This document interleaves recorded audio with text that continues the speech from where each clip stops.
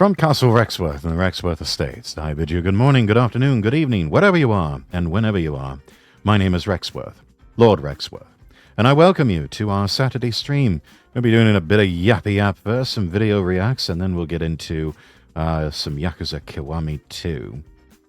I haven't picked up that game in a while, and figured we're a bit overdue. So welcome in, everybody. Luna Wolf, thank you for redeeming first. Epic Shotgun, hello, hello, good to see you. I am the one that comes. Hello, hello, Best Brett. And Annie, hello, hello there. Good to see you, good to see you. Welcome in, everybody. Welcome in, welcome in. Good to see all of you. Hope you're having a very pleasant and relaxing weekend. A slight programming note here for everyone. Let me take a sip of water first.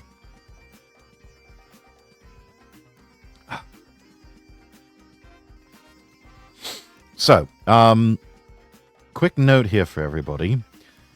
Been having some issues with the electricity since about last night.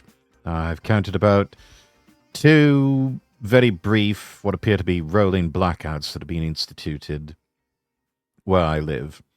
So, there's the possibility, however remote it might be, that might lose power here, which means stream may get disconnected. If that is the case, we'll just restart stream and we'll keep going. And everyone is encouraged to hit the refresh button on their browser or to refresh the app on their phone or other device. So, just a quick heads up on that in case it does happen. I don't know if it will. I'm hoping it won't. I don't think it will, but just in case that happens, you will know why. Things be great off doing God's work right now, tormenting the innocent in the oldie middle aisle. Godspeed, Brit. Godspeed. How was VR chat bullying? Yes, yes. So, tormented the innocent in Aldi, but before that, bullying people on VR chat. Not bad. Aldi aisle is better. There's something a bit more tangible to that, you know? It's IRL after all. Yeah, let's see. I can throw a welly at someone IRL. Yes, you can. Boot to the head. Blech. Mispronounce that. Boot to the head. Let's see. Oh, right. Quick housekeeping before we get started. It's like NFTs after all. Yeah, it's not real. All links available at the website lordrexworth.com. That is lordrexworth.com. Do make sure that you are following me on Twitter. Twitter.com/lordrexworth. Twitter.com/lordrexworth. And then let's see, what else do we have? Ah, yes. There's the Castle Rexworth Discord. You can join that if you're age 18 or over. Keep in touch with us, with the whole community of nobles. Going to be doing a bit of a hangout later on tonight after stream, and probably after dinner too.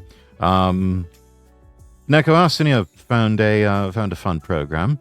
Some of you may know I'm quite fond of tokusatsu cities, and there's a new one that's available for streaming. And figured we'd all watch it together, Kamen Rider Geats. So, think Kamen Rider meets the Hunger Games. We watched the first episode last night in the Watch Party chat, and it seems pretty cool. Seems like a pretty cool show. There's about 49 episodes to it, so give it a shot.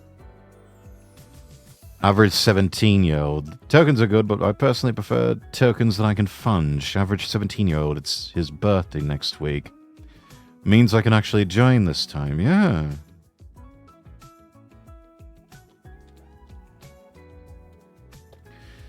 There's the throne page if you're feeling generous. And my comms are open.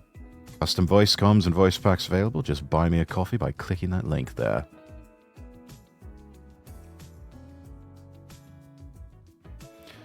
And I'm just now noticing my chat overlay is not working.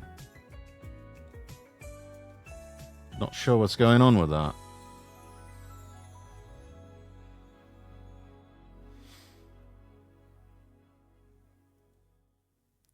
see. Hopefully I can figure it out. Yeah, silly sausage, yeah.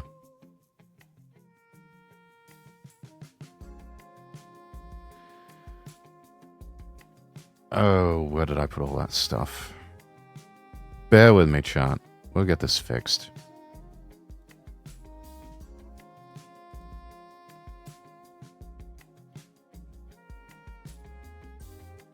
Being scuffed as part of the job.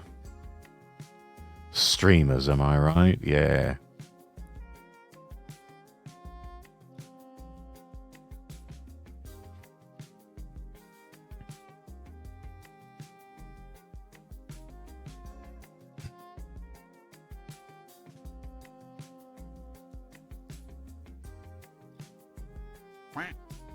Quack.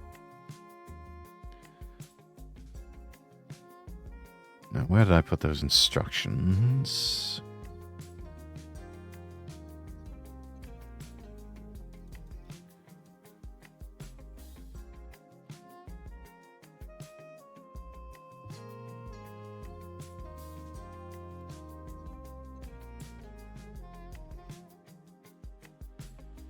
I think I have to go back to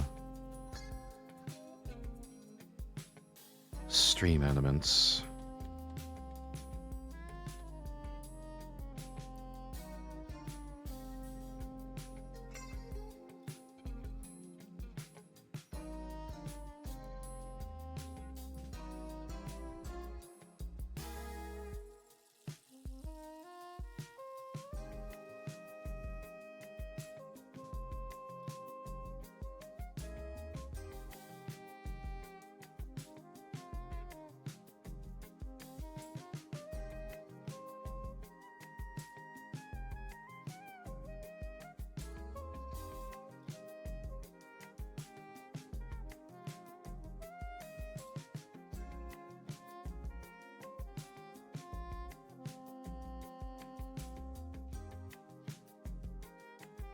What is this thing you call normal?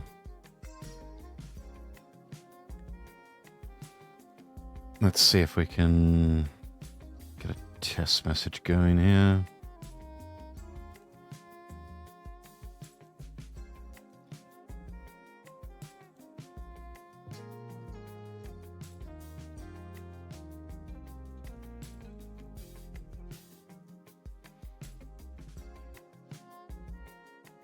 Okay, that got it.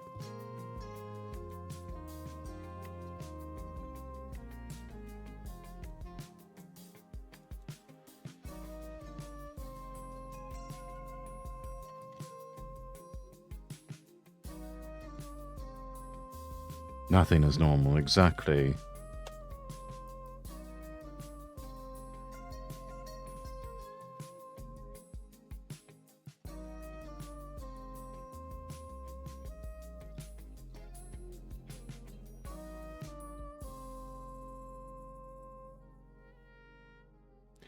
Okay, the test messages appear to be coming through. And then...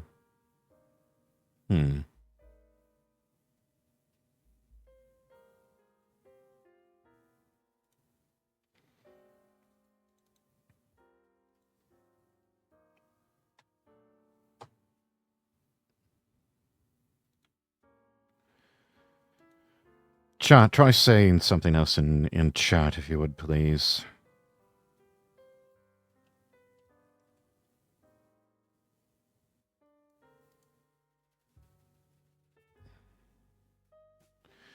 Rex, got some more news updates for you whenever you require them. Been journaling for fun. Oh, all right, Luna, thank you.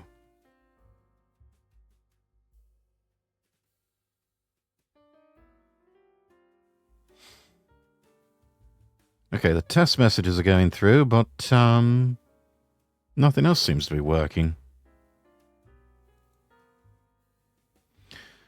So, I think...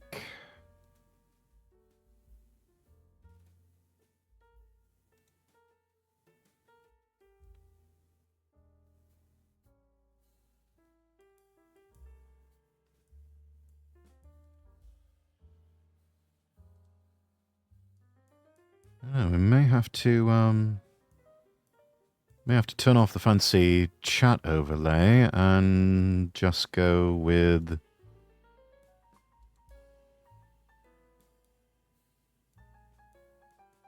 regular Twitch chat today.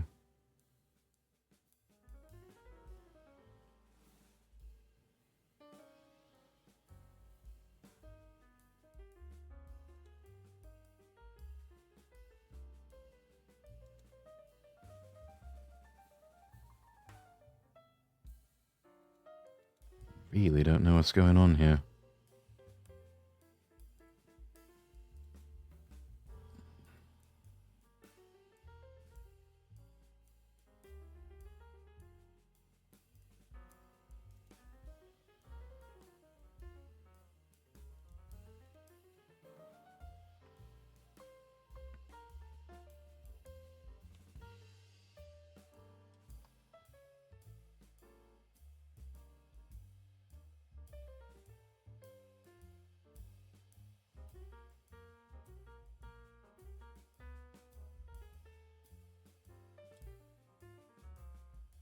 Yeah, it's not, it's showing up in Stream Elements,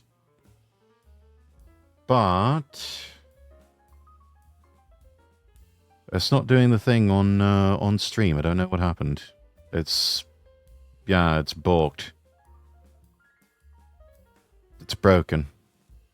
Something broke. Something broke between now and last night, I guess, because I know it was working just fine last night.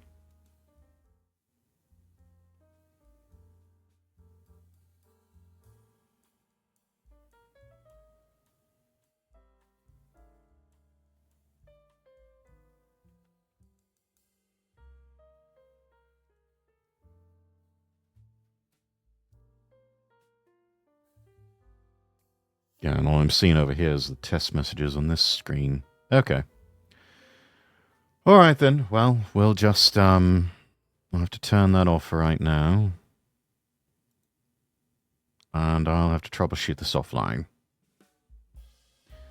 Would be lovely if these things just work the way they're supposed to. Doesn't seem like I'm asking for much. But anyway, we'll just keep it with regular Twitch chat for today. Right, let's get into... Rosso, welcome in.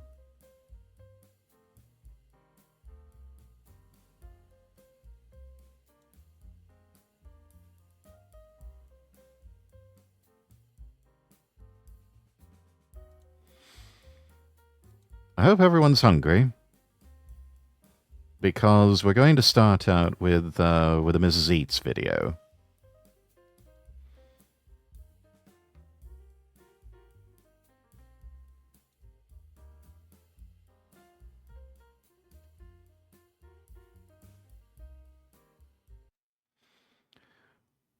Don't know if anybody knew this, but there is the American chain Denny's over in Japan. And let's see. This one's an oldie, but a goodie. Mrs. Eats asking the question, is Japanese Denny's better than American Denny's? Having tried both myself, I would say that the Japanese one is pretty good. But, yeah, let's see what Mrs. Eats had to say.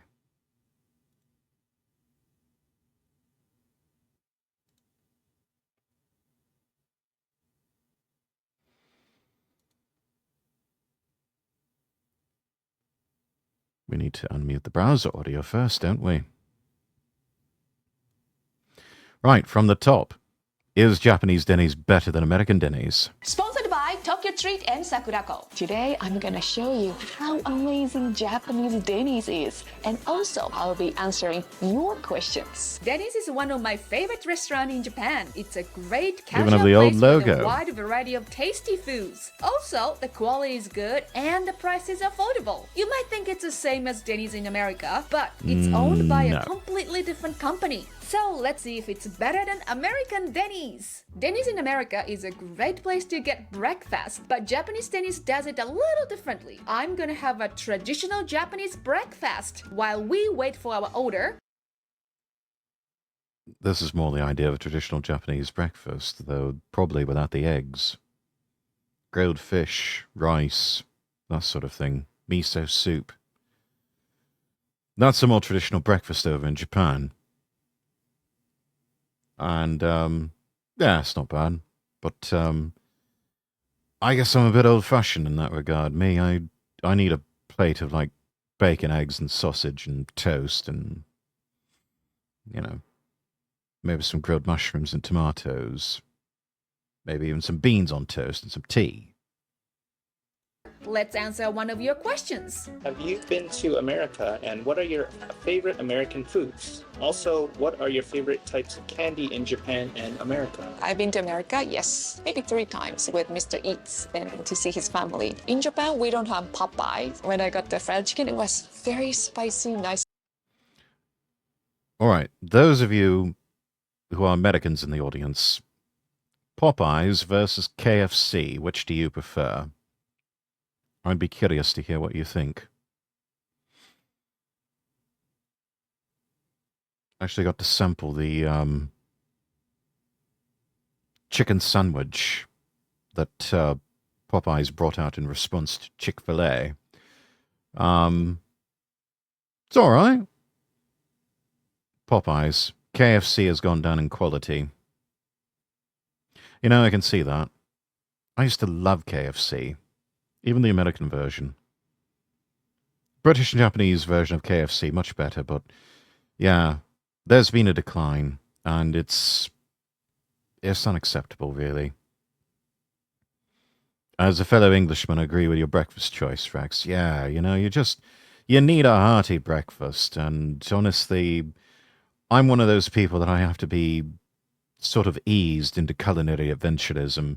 You know, honestly, I wouldn't mind like a side of grilled fish, like a little bit of grilled salmon or something like that on the side with breakfast. But, and, you know, I could be talked into miso soup, but I've really got to be eased into it. I've got to start off with sort of a baseline of a proper breakfast. And then as we get into lunch and dinner and snacks, I can be a lot more adventurous. But when I'm first waking up in the morning, you know, having some tea, having some coffee, it's like let me start out with the familiar before I venture out into the unknown. Season, so I love their fried chicken. I wish I didn't know the taste of biscuit from Popeyes. It was so good. I'm pretty sure Biscuits I are ate very more good. biscuits than fried chicken on that day, and I got really bloated after that. And then I dip it in a maple sauce or honey that they gave you. How do you call this feeling? Like when you eat something so tasty, like you were like, Orgasm. I don't want to say that. Foodgasm. Foodgasm. Yes, there you go. Foodgasm.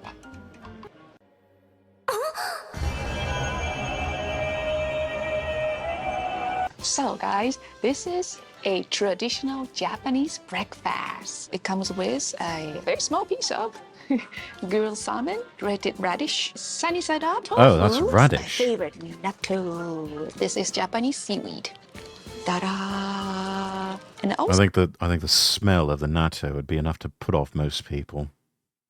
Natto is quite polarizing, in in the way it can just assault the senses, especially when you first open the container. They're quite smelly, sticky beans, and yeah. so miso soup and a bowl of rice. What do you guys think about this breakfast? Does it look appealing to you? Itadakimasu. A delicious soy sauce on top. Soy sauce and eggs. Doesn't it look amazing? So this is Okay, I could be talked into a little bit of seaweed on top of an egg. With a bit of rice, yes. I could be negotiated with to have this for breakfast. I'm open to this. This is, yes, this is acceptable. Funny enough, I craved onigiri last week and couldn't get it or make it. Ah, it's all right. Onigiri can be quite hard to come by sometimes. This is my original sunny side up bowl. Okay, let's poke. Wow. Ah, love that. Some people hate the idea of a runny yolk. Me, I see that as a dipping sauce for your toast. So you take a freshly cut triangle of toast and dip it in the egg yolk. And it's so good, especially if the toast has already been buttered. It was so sad. I can imagine. Nice flavor from the soy sauce and then texture from the seaweed. You know, when I was living in New Zealand, I really missed eating almost a raw egg like this. All my New Zealand friends told me, don't eat that, it's raw. So I couldn't do this. Don't do that, please don't do that. You're gonna get sick, please don't eat it, okay? Why? It's very normal in Japan. Grilled salmon. Do you like to eat the skin of salmon? A little bit of the daikon radish? I don't think I've ever eaten salmon skin before. Chat, have any of you ever tried salmon skin before? What do you think of it? I mean, I'll give it a go, but I've never actually tried it before. Does make for a lovely presentation. Amazing. Nice and salty. When I bite into it, the juice comes from the fish. So good. Only my complaint is the size. I need more protein, please. Yeah, that is a small piece of fish. Tofu can never go wrong. Japanese mustard. I think Japanese mustard is much spicier than like American style mustard. Bonito, fragrance, That's all right. flavor, I love spicy. natto sauce. Guess how many What? times should we Mustard on top of your mix natto? to make it even to the next level? Answer is 100. Yuck. See how fluffy they have become. Almost like a whipped cream with sliminess. It smells like feet. But Oh God. Whipped cream, but slimy and smells like feet. You're not exactly selling this, love. I'm not enthused about this. Yeah. tastes good. Of course, you can put it on your rice. I personally don't like it, so I put and So you nori. put rice on your At home, natto we put some instead of chili, natto on Japanese chili pepper too. Okay. Again, it says it But if you smells really like don't like feet. natto, I can you don't believe have that. to I've eat it. smelt Nice and natto warm before. miso soup, complete Japanese breakfast. It's so good. What other everyday foods do Japanese eat that are very healthy and contribute to a long and productive life? Natto. I wouldn't say like younger people eat every day, but I know some of my friends' kids. We have natto, we have some tsukemono, pickles, and also miso soup. Japanese have a lot of I mean, I can see the argument. A bean or a lentil, that's a good. Those are good for you. You know, you put them up there with other vegetables and whatnot, and they are quite good for you. I can still recall the old story about the late Princess Diana, and she would sometimes be in a bit of a hurry and would opt instead of a full breakfast to just have some beans on toast, to which the chef at Buckingham Palace would happily oblige. But yeah, that alone has got lots of protein, and it also tastes good. Probably tastes better and even smells better than natto. Love beans and lentils. I know, they're really good. Like with Tex-Mex, for example, black beans. Usually when you go for Tex-Mex, people tend to go for like the refried beans or whatnot. I'm quite fond of the black beans. They are, to me, they taste a bit better. And especially if they're served in like a black bean dip with tortilla chips, that yeah, those are good. That's good. There's actually this lovely restaurant I know of. It's a restaurant chain, and yeah, they always give you salsa and black bean dip for your crisps, and they yeah, it's just they've got some of the best black bean dip in anywhere that I've ever tasted. So quite good. I think they make it in house too. Fermented food in daily life. I love soy sauce on my sushi, but I'm told it's not appropriate to use a lot of it. Is this true? And would I make a sushi chef angry? In my opinion, you can eat however you want to eat. Maybe somebody told you a sushi chef might get angry, especially high-end Japanese sushi restaurant. The chef wants you to enjoy the freshness of the ingredients without putting any seasonings, for example. Yeah, I think it's fine, no problem. Let's have a snack break with Tokyo Treat and I Sakura. mean, you are the customer at the end of the day. If it tastes better for you to have some soy sauce on your sushi, then put some soy sauce on your sushi. It's like if it tastes better for you that way, then that's your personal preference. It harms no one. And I think if a sushi chef has a problem with that, well, that's a them problem more than anything. If you have a fetish for feet, then natto would be their fave. Possibly. Yeah. No, that's weird. Let's move on from natto, please. Tokyo Sponsor Treat is a monthly time. subscription box from Japan that contains up to 20 seasonal Salty exclusive vanilla and limited Pocky. edition Japanese snacks. And July theme is Summer Matsuri. It's filled with a ton of exclusive and flavorful Japanese summer festival snacks Fanta. like cookies and cream, Kit Fanta, Kat, and Fanta. Pocky salty vanilla. But if you like traditional Japanese flavors, check out Sakurako. It's filled with authentic and artisan snacks from Japan's traditional candy makers, along with a piece of Japanese tableware. Sakurako partnered with Kanagawa Prefecture for this month theme, Tea Time in Yokohama. It highlights the traditional snack makers of Yokohama and comes in a special Yokohama-inspired design box. Orange cake. This has a really strong flavor of oranges. Tastes really good. Oh, I've had an orange cake before. That's actually quite tasty.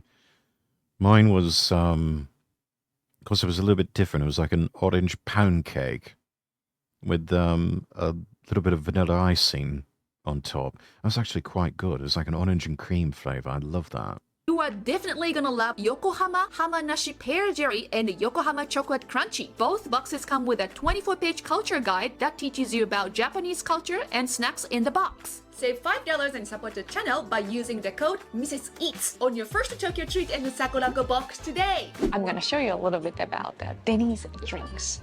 So we have drink bar. The drink bar is about $4. Oh, yeah, I and they remember have the drink a variety bar. of drinks available. I think Denny's drink bar is one of the best drink bars. Coffee, tea, cafe latte, and then a lot of soft drinks as well. A lot of Japanese people Yeah, I don't think you'd ever be able to get cafe latte at an American Denny's.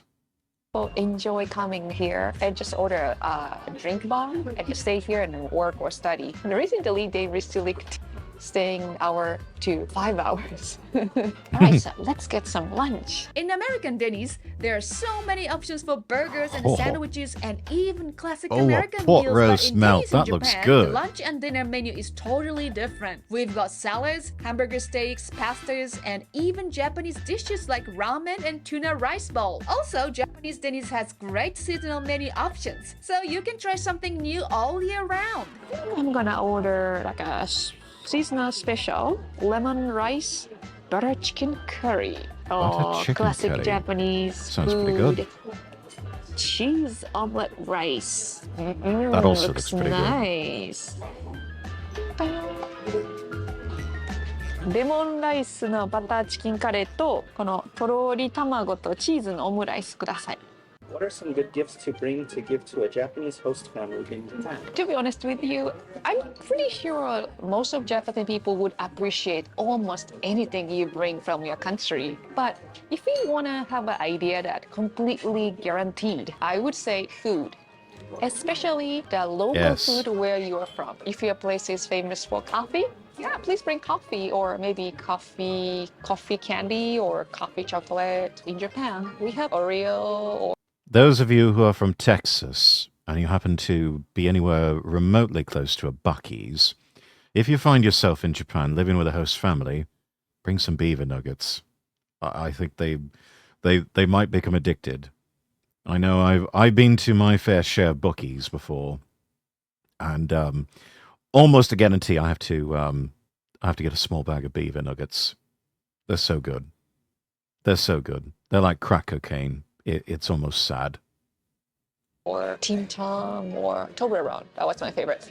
So we have those kind of things. So that's why I said something local to your place. Butter chicken curry with lemon rice. It looks good. It smells good too. Lemon. こうですか? 네. Wow. Seriously. This is very good. Butter chicken curry, a lot of places in Japan, but this, first of all, it's not too sweet. Its aftertaste is very spicy, but it's not like too hot. And the lemon, very, very refreshing at the warm same and time. gentle I can eat this spice. every day. 10 out of 10. This is really good. Okay, so Ginger every or Japanese something. favorite is omurice. Omelette. Inside is, I guess it's like a tomato sauce rice. Kana? Ooh, it's cheese. I'm cheese hoping on that's rice. Like tomato this. Ooh, sauce and not ketchup. see that? 美味しいよね。It's tasty. The Japanese, especially with washaku, they or is it washaku or yoshaku?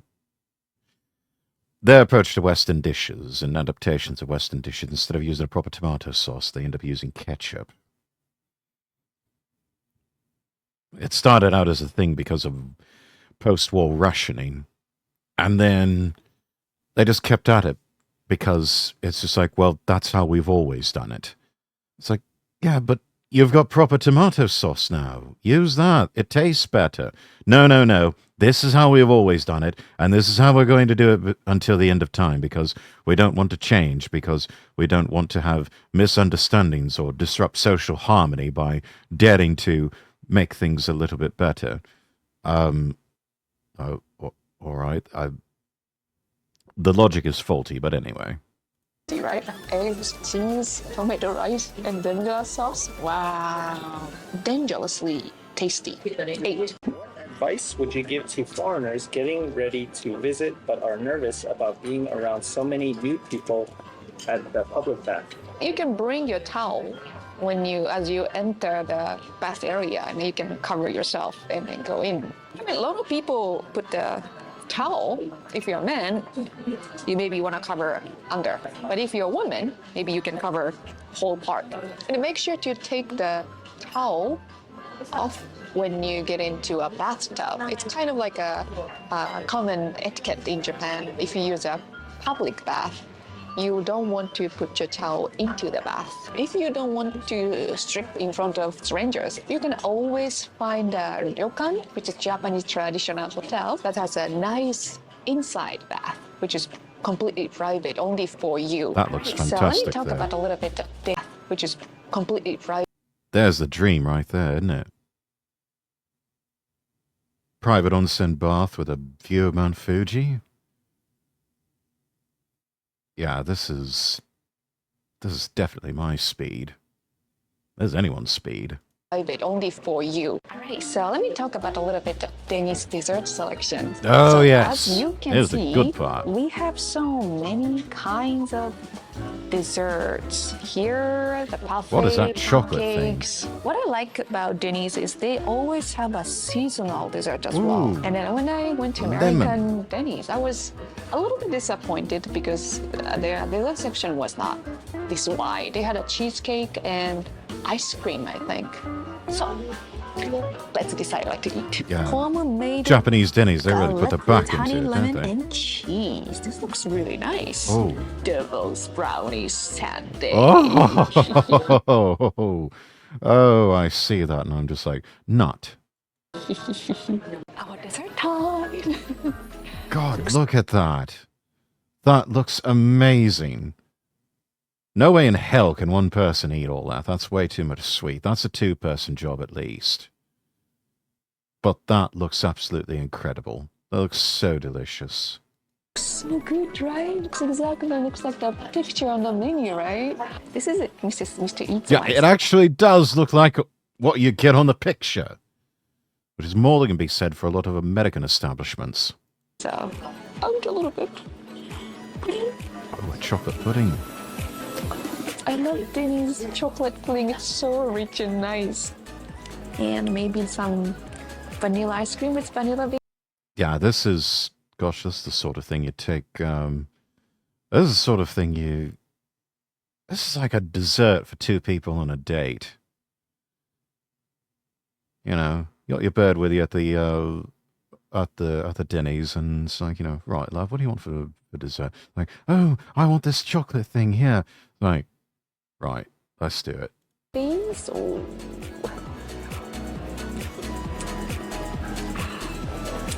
You guys definitely get this devil's brownie sundae. So good.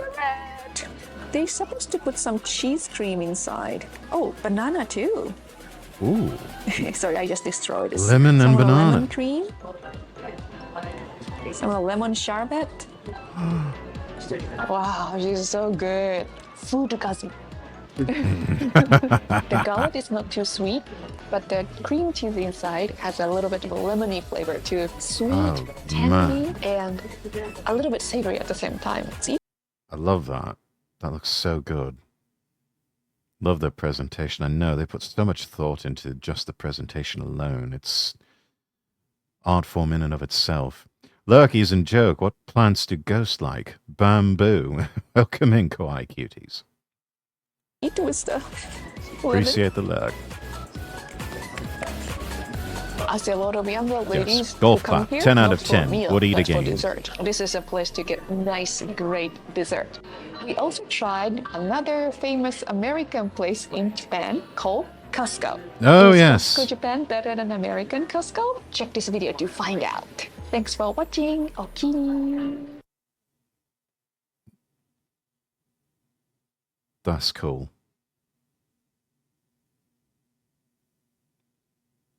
That's cool. All right, yeah. Giving that a like. So that's what it's that's how it is to eat at Japanese Denny's, which I actually had Denny's in Japan almost every morning. On my second trip to Japan, I stayed at a hotel that they had a 7-Eleven and a Denny's just next door. And it was, Denny's was on the second floor, the 7-Eleven was on the ground floor. And you would, it was this thing where it was like a routine, good routine too, where go in, have some breakfast at Denny's, then go downstairs to 7-Eleven, grab some snacks for the day, and off we went.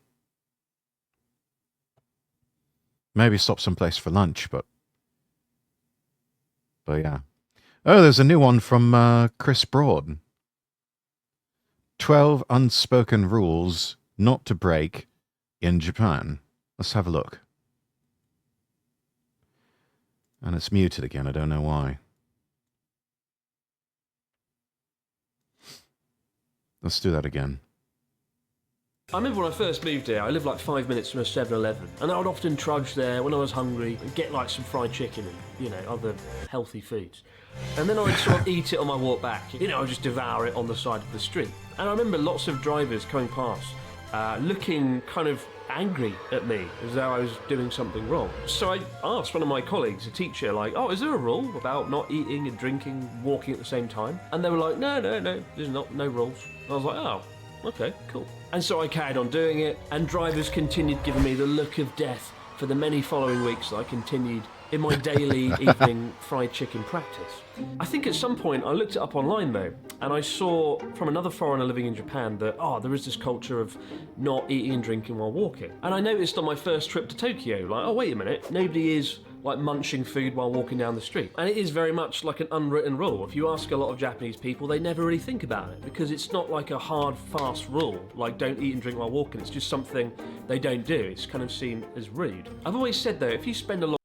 I mean, I guess if that's their way, but still, there's no real harm in it. And especially if you're in a hurry, then, I don't know. Again, there's like no hard and fast rule. Might as well not even be a thing then. long time in Japan, you sort of develop a kind of a sixth sense, right? It's not like a fun sixth sense where you can interact with the dead. It's a sort of cultural radar. Because most of the rules in Japan are unwritten, and Japanese people don't even realise they're following most of the time. They're just going through life on autopilot. Now, sometimes the rules are fairly obvious, like, I don't know, don't have sex on a shrine, like the Austrian man who recently turned a sacred shrine in North Japan into a brothel, although his Japanese companion was conspicuously absent from the headlines. But I once made a video listing off 12 things not to do in Japan. And with they'll protect their own, but the Austrians, no, you've had it. You're stuffed. Of tourism in the last few years, I think most people know them these days. But a few years after that episode came out, I had this weird situation where a small army of Japanese YouTubers, there must have been about 50 channels, went out and reacted to that video, give a kind of painstaking analysis on whether the dopey white guy was telling the truth or not. To this day, I don't really know how I feel about all those reactions, but so far as I could tell, most of those Japanese YouTubers agreed with me that I was spot on, except I'm starting to feel oddly self-conscious now, considering what it is we're doing. Thank you for calling us out, Chris. Well done.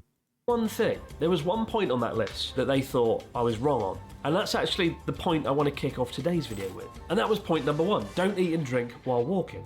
I saw quite a few reactors claim that that isn't a point. That rule doesn't exist. It was pointed out that there's places in Japan where you can eat and drink and walk. There are streets in Asakusa or Tsukiji Fish Market where you can buy the street food and walk around eating, you know. But if you can only eat and drink in public in special designated eating and drinking zones, call me Mr. Fuckity Rulebook, but that is a rule, isn't it? You know, in the UK, we don't need a special eating designated zone. We grab a sausage roll from Greg's, we practically inhale it, and then we leave a fine mist of filth and breadcrumbs all over the roadside. It's just what we do. In the West, anything goes. The public space is ours to be conquered. In Japan, the public space is paradoxically there for everyone and also no one. But it means places are a lot tidier and better looked after as well. So in this video, I want to talk about those unspoken rules that people don't really know about, the 12 ones that I think are the most important, with my own personal stories and awkward experiences thrown in. And I hope if people follow these rules, then we won't have foreign tourists becoming all-purpose scapegoats for all that is wrong in society when they cock up on the etiquette. Quite literally cock up in some cases. Oh God. Stop fornicating in shrines, people.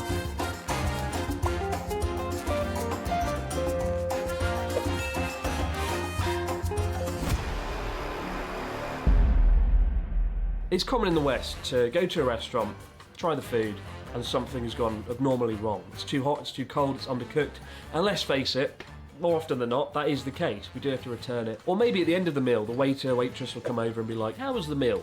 And certainly in the UK, you know, I've had family members who are always very blunt and quite annoying. And it was always quite awkward sitting there as they berated the waiting staff for not having enough salt, pepper and excitement on their chicken, as if the waiting staff actually cared. Now in Japan... Bottle of excitement for you, sir. Oh, but they're my favourite. Wait, what is your favourite, Luna?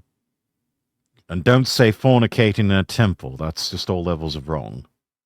You will be asked often at the end of the meal, you know, how was it? Like, all this stuff, how was the meal? Don't ever say, oh, it was okay, no, it wasn't bad. You always say, it was delicious, it was the best meal I've ever had. I don't care if you've been served a bucket of asbestos and cultured salmonella bacteria. You shut up and you say it was delicious, and then you get out the door and you never go back. There is no culture of providing like any negative or critical feedback to a chef. I think one reason is because people take their jobs a lot more seriously here, and it is extremely rude or impolite to sort of offer any criticism or negative feedback to. Yeah, the most you should do is be specific about what it is that you liked, you know. Oh, the salmon was just so tasty, and you know, it was just so flavorful, and oh, we love what what you do with the rice. You know, what's your special technique? Or, hey, this dessert, this is heavenly. You know, what's your secret? That sort of thing.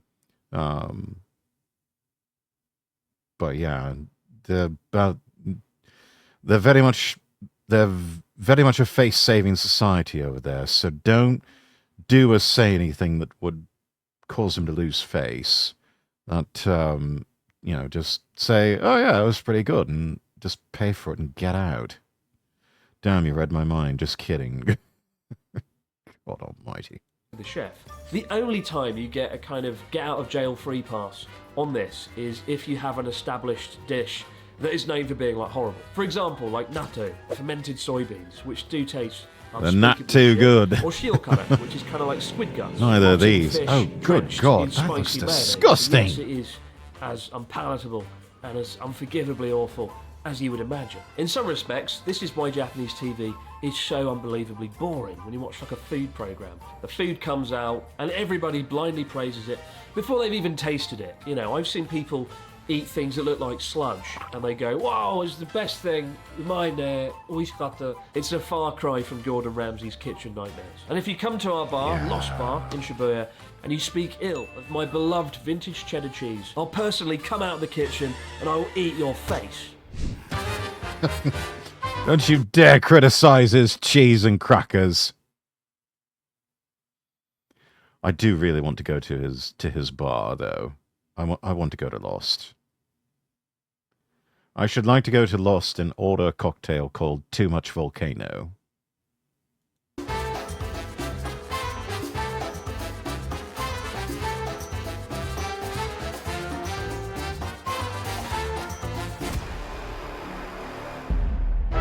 I think the greatest misconception in Japan is that people arrive on time, they're punctual. Actually, it's not the case. They just arrive really bloody early. I mean, in the West, you can practically arrive late to your own funeral. And if you live in the UK, you probably bloody will. But it also means... Yeah, it's not a matter of if, it's a matter of when. Yeah. I don't know about anybody else. Personally, there's no being exactly on time for me. I'm either early or I'm late. That's one of the two. In most of the world, we can always throw out an excuse, right? A reason for something going wrong. You know, oh, the trains were late. The dog ate my homework. I couldn't get my horse to start. We've got an array of excuses and nobody really cares. You know, people just say, oh yeah, fair enough, you're late. Yeah, that's the end of that. In Japan, there is nothing worse than arriving late. You have just blown that relationship and there is no excuse. There is never an excuse that is good enough for being late. You know, you could literally walk into work and be like, oh, my car broke down, the sun exploded, and my entire immediate family was savaged by bears. And it wouldn't be good enough. Nobody cares. You are still the late guy. You are late, and that is all you are. It won't be forgiven. It won't be forgotten. Do not talk to this man. He was late once.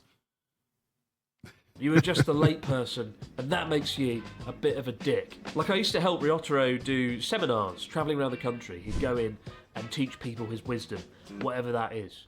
And we would get there not 5 or 10 minutes early, but like 45 minutes before the scheduled appointment, which was kind of annoying, right? Because it meant I had to sit in the car with Ryotaro for 45 minutes, which I wouldn't wish upon my worst enemy, when I could have been off, you know, making the world a better place. To me, it was like we were just wasting time. To him, though, he was doing everything to prevent fate from getting in the way between him and his commitment. A traffic jam, an earthquake, car breaking down, nothing would get in his way. And credit where it's due to Ryotaro, if you give him money, if you pay him money to do something, he will show up without fail. You can buy him this Christmas. Why not buy the gift of Ryotaro? Stick him under the tree. Well, even Natsuki, who's a rebellious bad boy. Anyone else want a Ryotaro under the Christmas tree this year? Never, ever late whatsoever, right? In the 11 years I've known him, I've only seen him have a panic attack one time. It was quite recently, when he couldn't get back home the next day for an appointment that he had with a client, with a customer. Even though you could argue it kind of wasn't his fault that he couldn't get home, because the trains were cancelled due to adverse weather conditions. Like, the weather was so bad that day, the wind was turning trees into dust. And yet, he knew, I knew, his customer knew, that that isn't good enough in Japan, right? He should have considered a week in advance the possibility of the weather being so bad that he couldn't get home. But how is he supposed to know? He couldn't have possibly predicted that. That, I don't know, personally, that just seems... I don't know, maybe it's just my Western brain working here, and it's hard for me to fathom that, you know. We have concepts like making a reasonable effort, and that is a legal term of art, where if you could demonstrate to a court that, yes, reasonable efforts were made to do something or to avoid doing something, then, or to, you know, reasonable preventative measures, these are things that most ordinary human beings would or would not do, depending on the circumstances. You know, if you can get a judge to buy it, then yeah, it's like you've proven that you've made the reasonable effort. I think that's the key. A reasonable person making a reasonable effort. And, you know, if you're a customer and, you know, your hairdresser, your barber's calls you up and says, "Oh, I'm not going to be able to make it back in. I'm in Tokyo, supposed to be back in Sendai, but we've had these just biblically epic storms, and you know, turning the trees to dust, and yeah, and I'm just all the trains are shut down. I can't get back, and the roads are blocked. It's like it is physically impossible for me to get back, and I'm so sorry about that. But you know, we're probably going to have to move the appointment to another time. I hope that's all right." Okay, you explain that. Most reasonable people will say, "All right, I understand. This is all out of your control. Things happen. We will reschedule. It is inconvenient, yes, of course, but we will reschedule, and we will, you know, do this another time." But then to continue on is like, you know, "Well, you should have known a week in advance that this was going to happen," or something. How could you possibly have known? We don't have a crystal ball. We don't know what Mother Nature's going to do. And there's no possible way to predict that a storm could be that bad that it would shut down train service or block the roads, or, you know, keep people from moving about. It's just, I don't know, that it seems like a fresh perspective might be in order, at least for consideration. You know, there are just some things that are going to be out of your control. So, yeah, please, can Ryotaro be Rent-A-Dad for a day? I don't know if you want. I don't know what if you want Ryotaro being your dad for a day. Maybe a big brother or an uncle or something like that. But why is it that, despite him being so responsible, why does it seem like, or maybe it's more of a Natsuki thing. Natsuki seems like the guy who would give you bottle of whiskey and keys to the sports car. Ryotaro would probably, I don't know, he'd probably just hand you a wad of cash or something like that, which wouldn't be so bad. But then again, he's quite the cultured one. He's a lot like me. He's got the hookups on, you know, all the cool scenes and all the good restaurants and everything. So I don't know. I personally, I think it'd be cool to hang out with that lot. They all seem like really, they, on a personal level, they seem like very nice people. But their knowledge of, you know, all things Japan and of just travel and culinary experiences and just experiences in general, yeah, second to none. He should never have left at all. That's what the customer could argue, and that's what Natsuki knew full well, that it was his fault that he couldn't get back there. In the West, we would say, oh, you know, the weather was really bad, the planes and the trains were cancelled, the situation was out of my hands. In Japan, not good enough at all. The upside to this is everything in Japan works because people get the job done. There's never an excuse, there's never a reason. People will sacrifice everything for their work to get there on time, to get there early, even if it means doing so at great personal cost. And yeah, and maybe that's the point there, is that everything has its price. You know, there's They are obsessed, and they tolerate absolutely. They're obsessed with their work, and they tolerate absolutely no excuses. But the natural consequence of that is that they have built a country and a society that just fucking works. Whereas it's quite easy to devolve into just making excuses for everything. And we have the situation in the West where it seems like nothing works. It seems like none of the trains can arrive on time. None of the planes can take off and land on time. It seems like we're always stuck in traffic and the infrastructure is crumbling to bits and everyone's always got some sort of excuse. It almost seems like they're just, I don't know. Maybe there's something to what Jocko Willink was writing about with extreme ownership, where, I mean, I'm grossly oversimplifying it, but extreme ownership basically means maximum responsibility, which ultimately, if you wanted to pervert it long enough, it basically means you make everything your fault, which that is rather extreme. But I don't know. You're able to build something that works. I guess it's up to you whether or not you want to pay that price. Seems like that would take a terrible toll on your mental health after a while. Unfortunately, a lot of the time, it does. Famima.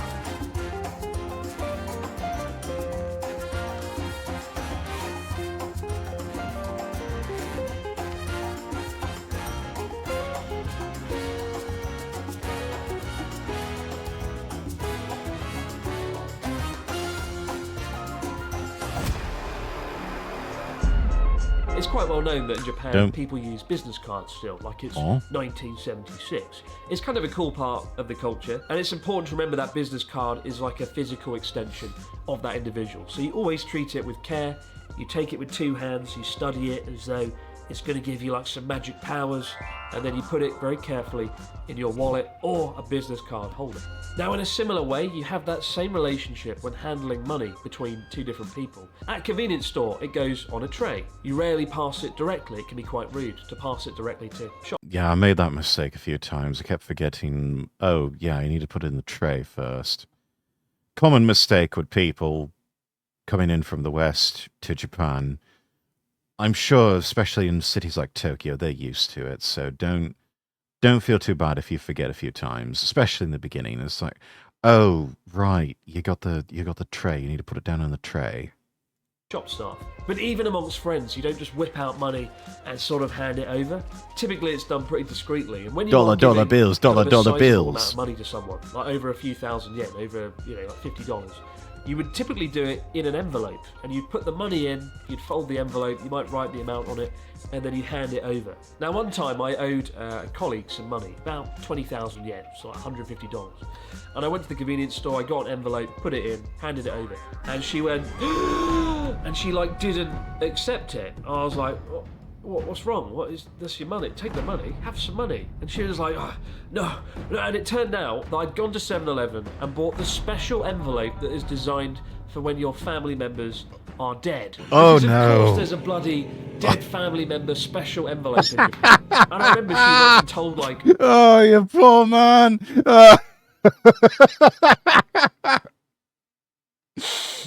Oh. Oh, no. Oh.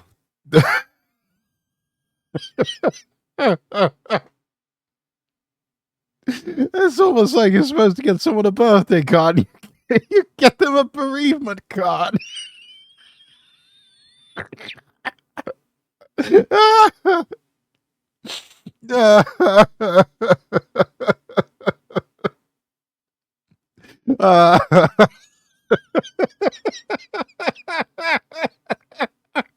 I don't know why that's so funny.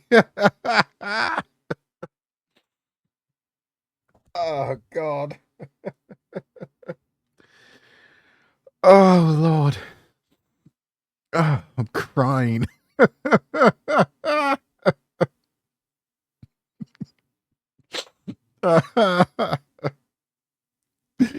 Oh, can you imagine? Oh my god. You think any old envelope will do, but yeah, no, run that through Google Translate first before you do that. Or just, I don't know, plain white envelope with like a ribbon, a string or something. I just bloody dead family member special envelope in Japan. And I remember she went and told like all the members of staff in the staff room, which was really great. Luckily they let me off, but it was quite a big deal. There was a real sense of foreboding. I was handing over this dead family member envelope. So I had to go off and get another envelope and put the money in that and then give it to her, thankfully in an envelope that didn't indicate somebody was dead.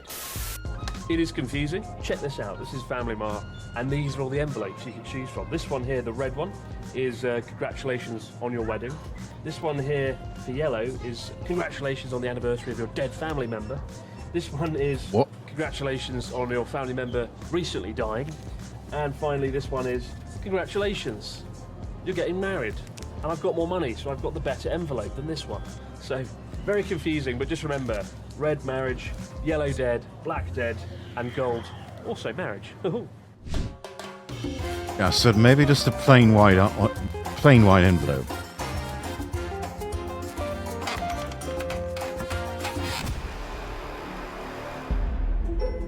So on a recent trip to London, I was in the back of a cab, travelling across town.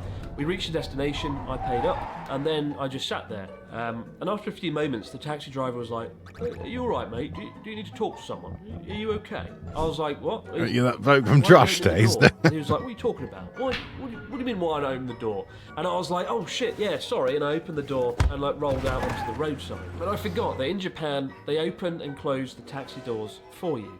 I'm not entirely sure why this is. I think it's a matter of courtesy, so you don't have to touch a dirty cab door, which is always nice.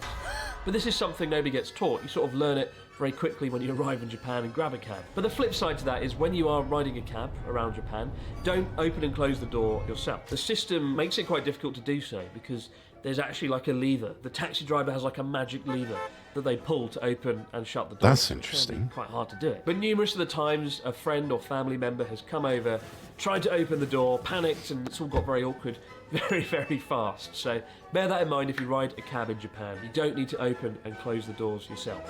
You know what? Yeah, don't beat yourself up if you do that the first time.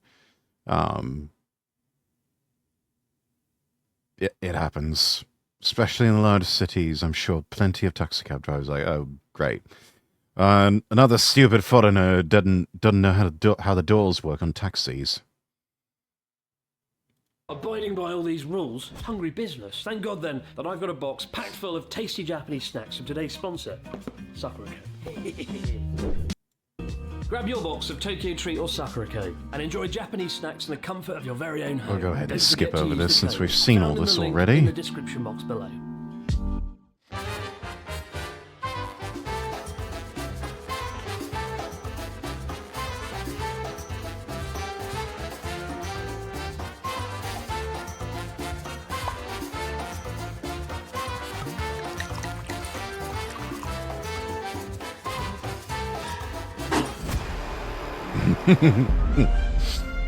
Now, if we're to believe the headlines in recent times, we were just there's talking no about rice. that. There's no rice left in Japan. All the foreigners took it. They've gone. They've eaten it. I shit you not. Overseas tourists were lazily blamed for the absence of rice this year after a bad harvest, as well as a lack of supply to try and keep prices up of rice. I mean, I wish I could blame all my mistakes on foreign tourists. It would make my life a heck of a lot easier. But if you can defy the odds this year and find a bowl of rice, there's one thing you should never do, and that is drench it in soy sauce. It just is not done. Now, there are a few kind of exceptions to this. For example, a seafood bowl, when you've got like a bowl of rice topped with tuna and fish, you can pour soy sauce onto the fish then and mix it with wasabi. Tastes really great. But the idea of directly drenching rice in soy sauce simply isn't a thing. Again, it's not a written rule. Nothing bad's going to happen. But when you see somebody come to Japan, drench their rice in soy sauce, spitting his it's quite rice common. into your rice. You do see like Japanese people looking around and kind of like, oh my god, what have they done? What have they done to that rice? So if you absolutely must smother something in soy sauce, do it to your chicken, do it to your fish, hell, do it to your best friend's face, but never, ever do it to a bowl of rice. There's the money shot right there.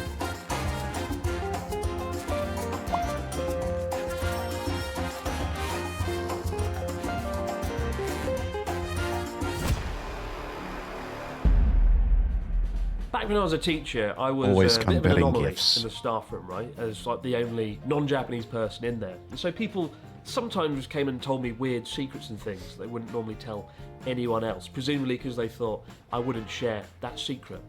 What they didn't know is I had an audience of several 100,000 people on YouTube, so that didn't work very well, did it? And now they're in a book. Anyway, I had a colleague walk over one day and was like, "Oh, you know, Chris-san, I'm going on a holiday to Osaka, and don't tell anyone, it's a secret." And I was like, "Oh, what are you up to? What's going on there?" And they were like, "Oh, you know, nothing. I'm just going on holiday." And I was really confused by this. Like, what were they doing in Osaka that was so formidably secretive? What awful thing could they be up to?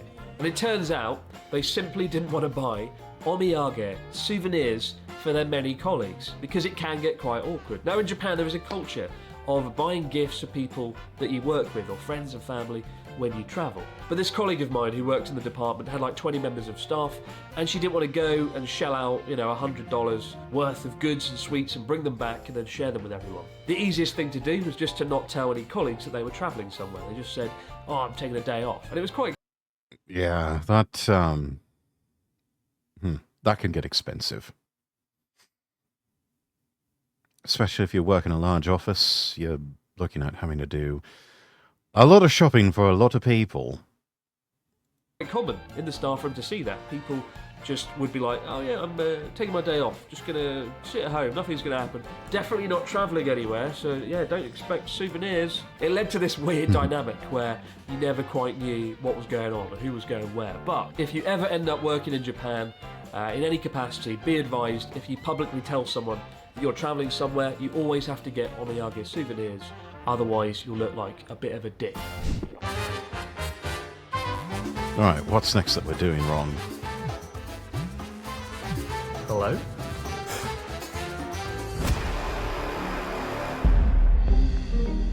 Now here's the thing. Everyone who's been to Japan Indoors in an general. izakaya pub on a Friday is so loud it makes a Saturn V rocket sound like a whisper. People shouting, laughing, clinking glasses, yelling "Kampai" every 5 minutes.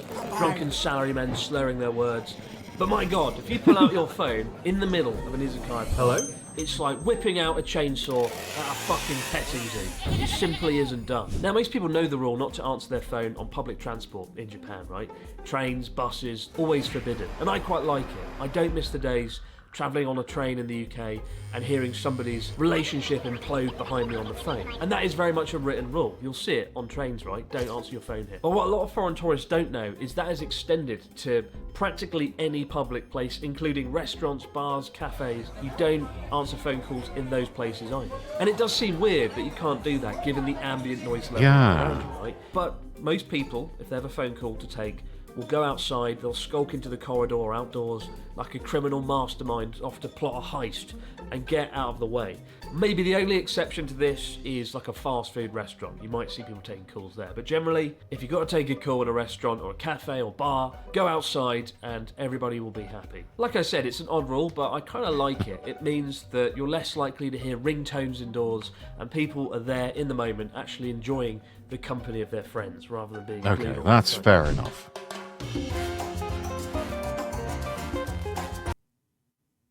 I don't know. Chat, what do you think? Is that rather obnoxious? You know, you're in a coffee shop or something like that, and you got people talking on their mobile phones, or I don't know, any other place in public. I mean, there's obvious ones like the cinema. Don't do that.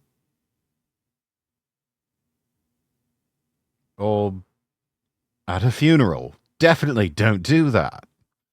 Yeah, gosh, there's a lot of etiquette that's sprung up around mobile phones. I'd say just put the phone away.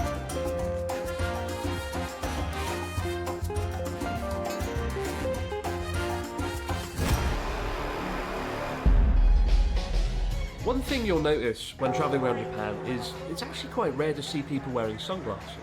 And that's not because people are inherently magic here, though they definitely are. But the practice of wearing sunglasses is actually kind of rude in a lot of different contexts in Japan. For example, I recently did a documentary, and I was in the grounds of a temple, and I was wearing my sunglasses, and the producer, a really lovely Japanese lady, pointed out to me, "Oh, Chris-san, take your glasses off, don't forget."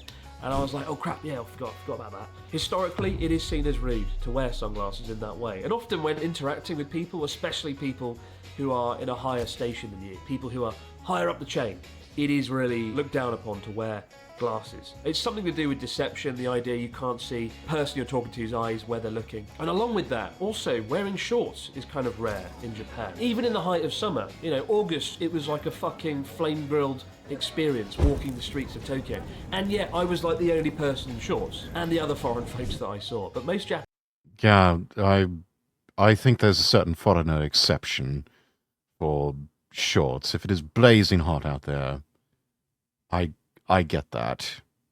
And even if it's not something that's done in Japan, it's like, you know what? Prioritize your comfort. Again, no real harm in it. But, also, I don't know. I don't know if I get the whole sunglasses thing, though. I can understand the perspective. But, I don't know.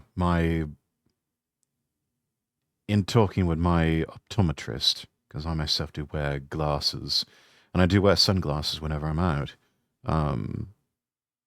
that's always been just hammered into us of, when you're outside, you must wear sunglasses, otherwise you could damage your eyes. So, I don't know. Legitimate medical reasons? Possibly? Anyway. Japanese people don't wear shorts. It is seen as not necessarily rude, but just kind of something that isn't done. And I don't know, quite frankly... Almost sounds like Gordon from Thomas and Friends. It isn't wrong, but we just don't do it. How they do it, because it's so hot. Like, I did a TV shoot years ago to promote a district in Tokyo in the run-up to the Rugby World Cup.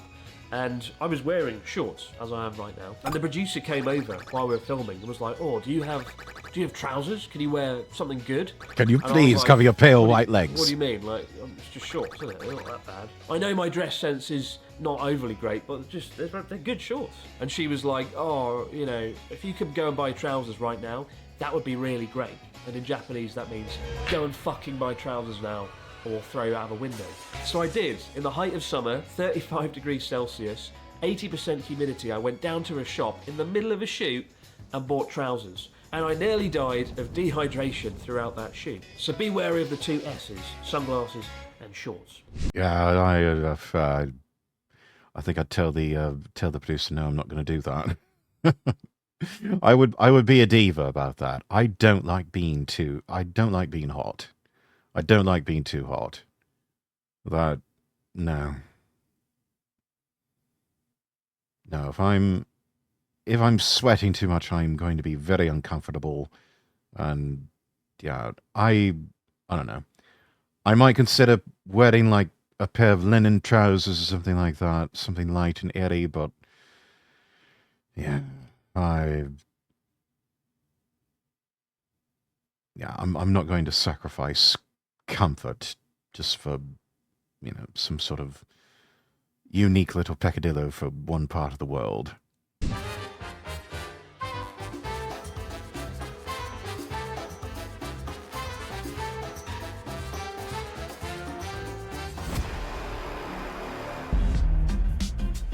This might be the most annoying unspoken rule in Japan, right? In the UK, when we go on an escalator, we often just stand wherever we want. We'll ride it draped across the entire thing like a fucking porpoise blocking a pathway. Now, depending where you are in Japan, you actually queue up on different sides of the escalator. If you're in Tokyo, it's the left side, right? And annoyingly, weirdly, in Osaka, they queue on the right-hand side.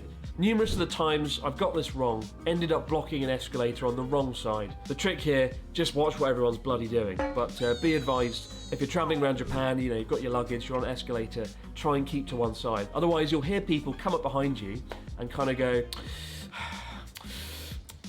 That noise, the sucking Dyson sound.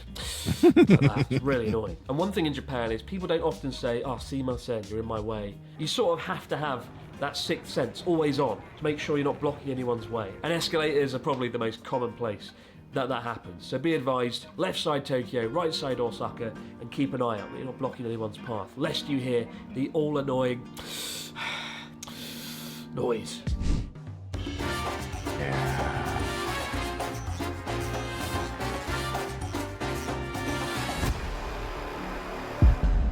Don't point your finger. Pointing at somebody is the equivalent of a loaded gun in Japan. It's incredibly rude, and again, very unspoken. People don't really tell you about this. When people want to indicate something, they tend to nod with their head, or they'll use their whole hand, like this. It's really rude and impolite to do this. Just doing it now. I found actually, in the 12 years that I live here, I point at things a lot less, and when I do the whole hand, which looks a bit odd in retrospect. It looks a bit like I'm confused, which I often am. People don't like being singled out. By pointing at someone, you're very much singling them out, so don't point. So no finger guns. No finger guns. Don't do the finger gun thing. Don't try to be like Revolver Ocelot from Metal Gear Solid 3, you know, with the two fingers either. That, you know, just no finger guns. Which is unfortunate because sometimes it's kind of fun to do the finger guns, even though it's a bit cringe now.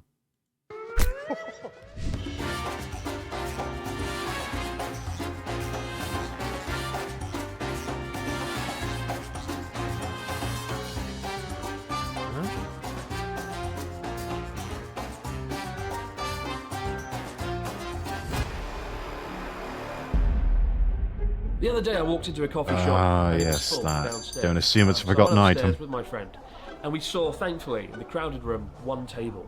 We walked towards it, and then we realised there was like a little purple handbag on the side. And that was it. There was nowhere for us to sit. We were screwed, and we had to go and walk off down the street. That's an important distinction. When people leave their bags or wallets or personal items on tables in Japan, more often than not, you might be thinking, oh, I've probably forgotten it, I should do something, I should grab it and run off with it and show the shop staff. Don't do that, because 9 times out of 10, it's somebody who has reserved that table using their own possessions, which might seem a bit odd in the West, where leaving your wallet or bag on a table, you might as well just hand it to thieves directly. Why bother putting it on the table at all? So bear that in mind. It's probably not lost property. It's somebody there reserving the table. You can look at the till and see if they're standing there. If there's nobody around, perhaps they're in the bathroom. So it's probably not lost. I have a feeling this is going to be changing in the coming years.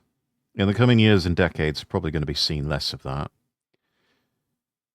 Because as Japan's society changes, and especially as they start accepting more foreigners into the country, probably going to be more instances of, you know, those personal items just being outright stolen. And, yeah, probably not going to be seeing too much of that happening anymore. Property or forgotten stuff. But there we have it, guys. 12 unspoken rules in Japan. What did I miss, though? Let me know down in the comments below. I'm sure there are some really important ones that I missed out, but I think... What do you miss? What do you miss? Worth knowing. And of course, if you missed the original, go back and watch the 12 things not to do in Japan video for a much younger, slimmer version of myself. As for me, well, I'm off to go and point at Ryotaro's face. I'll see you later. Have a good one. All right, that is some good content.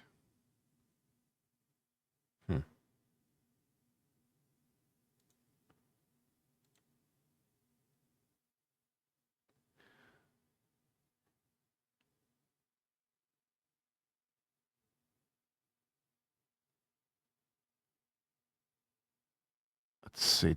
Tower Records in Shibuya, the biggest record store in Tokyo. Let's watch that one next.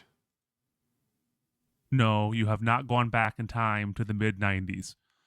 I wish. We are in Japan, where Tower Records is still a thing. While Tower Records in America went belly up in the early 2000s, right before then, they sold the Japanese brands. So no music, it's still no kicking life here in Tokyo, and boys that ever with this massive 7-floor Tower Records. It's like heaven for me.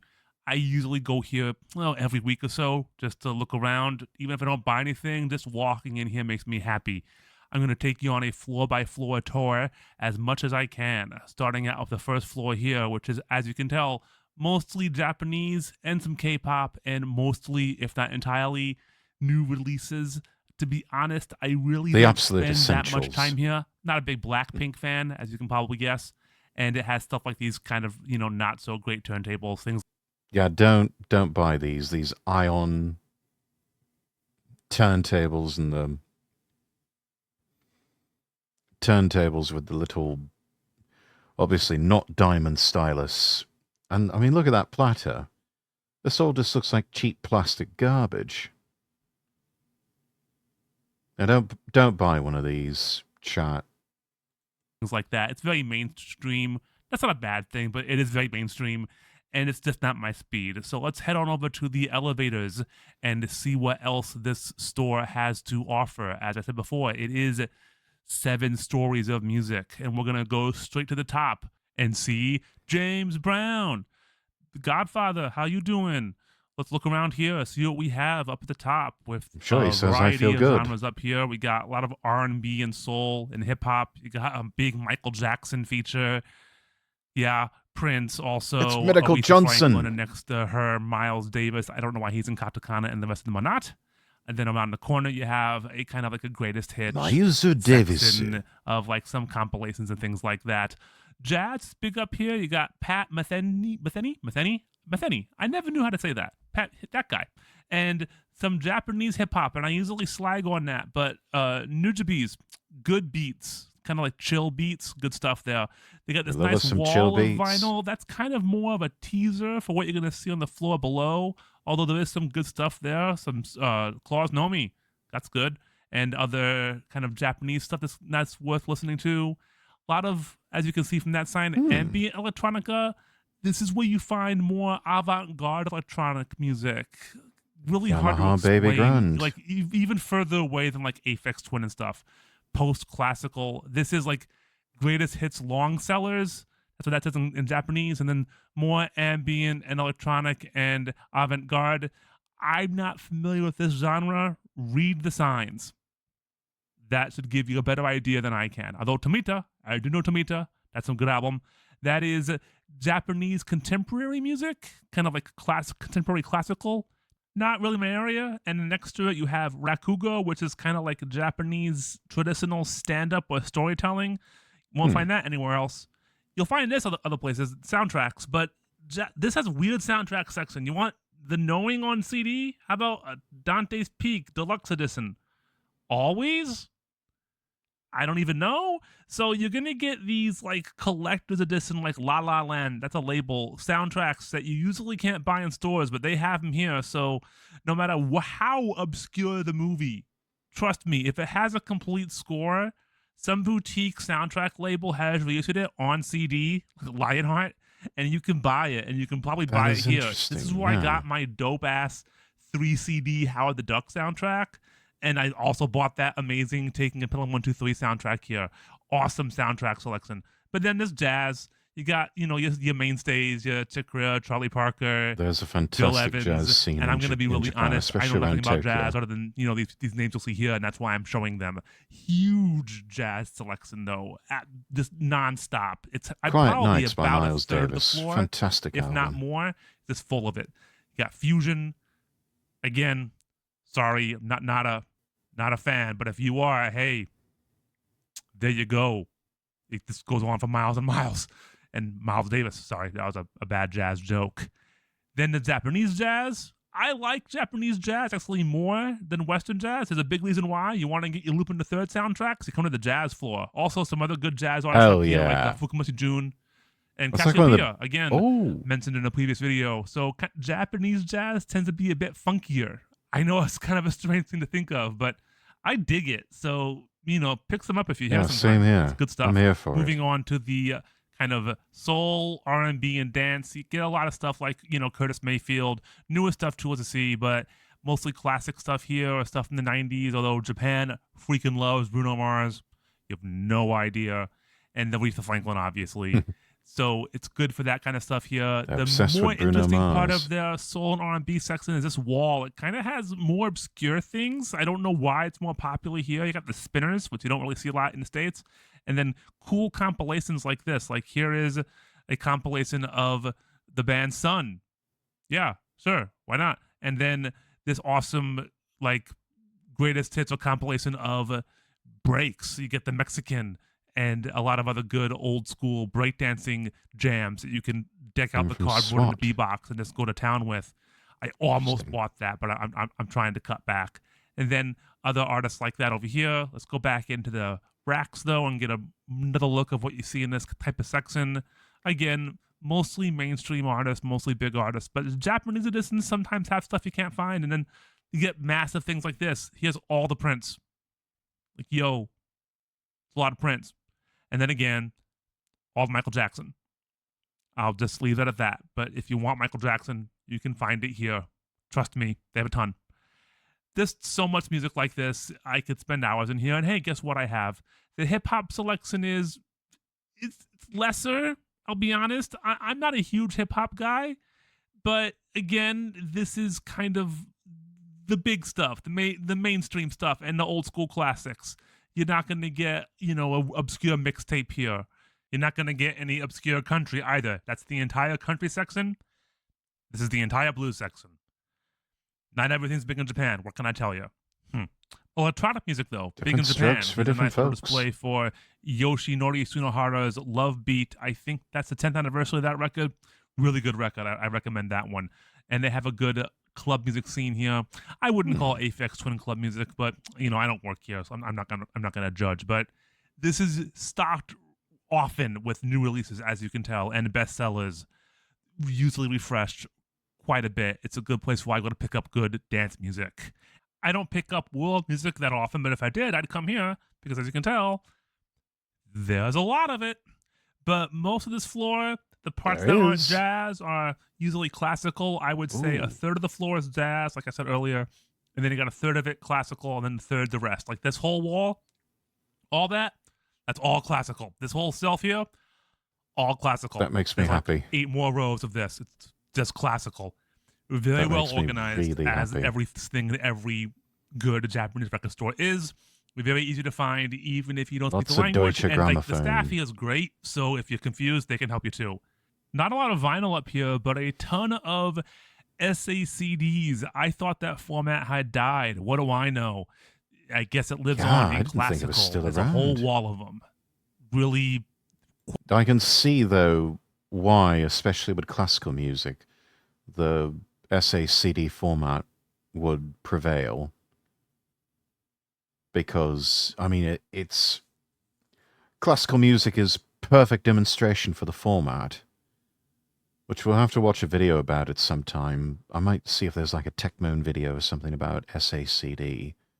But yeah, we already know with compact discs, the audio quality is just excellent. CD quality is kind of the gold standard. But then someone took the idea of the compact disc and created, I guess it's short for super audio compact disc, and took the gold standard and made it platinum. So that should give you an idea. quite intense, to be honest. But I know you didn't come here to look at SACD classical music, so let's go down a floor. High-res audio, normally what you're dealing with at that point is what's known as FLAC audio. FLAC being short for fully lossless audio codec. So it's fully lossless audio. Like it is the best possible sound that is available. We are talking massive file sizes to capture every amount of detail. It's almost hard for a lot of the things and for the human ear to capture a lot of those details, but you put it next to even just a regular CD, you can tell the difference, especially listening in headphones or on a high-end hi-fi system. Floor, grand opening of Tower Vinyl. Oh, it's so pretty. This was actually originally in the Yay, Shinjuku vinyl. location, but just a couple weeks before I shot this, they closed that up and moved Tower Vinyl to Shibuya, and I would say it's probably a move for the better. It's a little well, all right, more cramped than the Shinjuku location was, but it's very well organized, very easy to find stuff, and everything is separated very well. Everything with the black kind of plastic cards, that's new. So what you're looking at now is new vinyl. And it's separated really well between the genres so you don't get confused. They got the rock and the R&B and the rap and the soundtracks and the new age and the jazz all separated, so it's super easy to find and super easy to sort through, not too packed either. They also have the nice little wall of the high-priced, high-demand, you must be high to buy it because it costs a freaking fortune records. I never look at these because I'll buy them and I shouldn't do that. Good selection of J-pop here, and I would say it is a selection of J-pop tailored for foreigners because there's a ton of city pop. Here's your Taiko Anuki. Oh, yes. So I mean, I don't know, the prices aren't bad.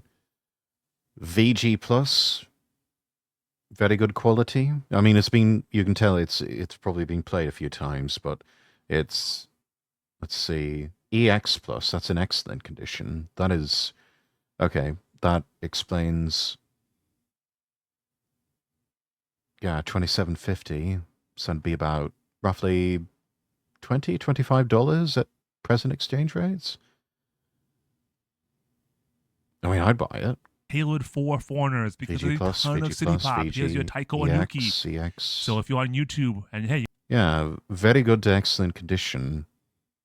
These are solid buys, and I mean the price is really not that bad. Maybe get yourself a small stack of vinyls and either have them mailed back or slip them in your suitcase and take them with you. Although you might want to put it in your checked bag and have like lots of clothes wrapped around it to make sure it, you know. Yeah. You are right now, you know who that is probably. And around there you also have the Junko Ohashi, a lot of big city pop artists, I guess is the best way to call them, right? You know, the older 80s idols that people have latched onto on YouTube. Maria Takeuchi. Maria Takeuchi. If you notice, they have the Romanji. A lot of stores don't do that. So when you go to like some smaller stores, you have to ask for help because unless you can read the kanji, here you can actually see the names, which is really great. I'm not a huge fan of that, but Yukio Takahashi, he's my man. He was in YMO. These albums are great. That album is great. Yeah, he's good. That album's less great. That album's fantastic. Wild and Moody. Awesome record. Pick it up if you ever hear. The live album's very good too. Also, another very good record. Love me, Yukio Takahashi, so much. I also like this artist here, Ippo, and I don't see a lot of people mention her as much. Her stuff's kind of techno-y, like synth poppy. That album's great. The high touch, high tech. Dig that one. Also dig this one, but let's be real. I believe this is supposed to be the album that's got Plastic Love on it. Which would, this price, 8,580 yen, that would make sense. This is an absolute collector's item now. Very good condition on the sleeve, excellent quality, excellent condition on the vinyl itself. Yeah.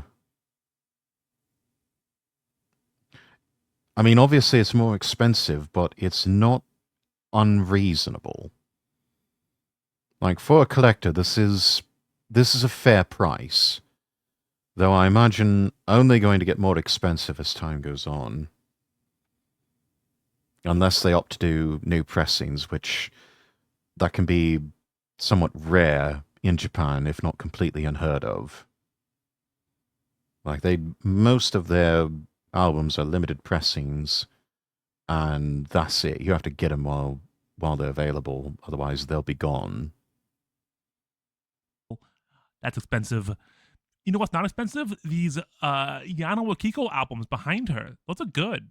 Buy those. They're really good. Also really good over here is Reggie. She worked with YMO quite a bit. I love her early records.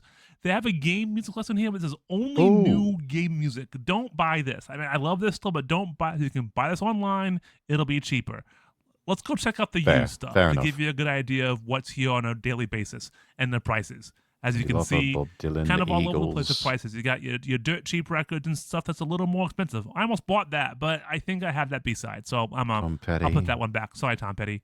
Some good old stuff here, Hall and and Oates. you can kind of get a sense of what happened recently by what shows up. Like recently, a lot of Grace Slick and kind of 60s and early 70s stuff kind of came in there. So I guess somebody unloaded Dylan. their Woodstock adjacent Hendrix, Billy albums. Joel, But yeah, Carpenters. good prices on a lot of these. I think cheaper than you'd find Journey. online many of the times, and the conditions are almost always Sheena Easton. fantastic.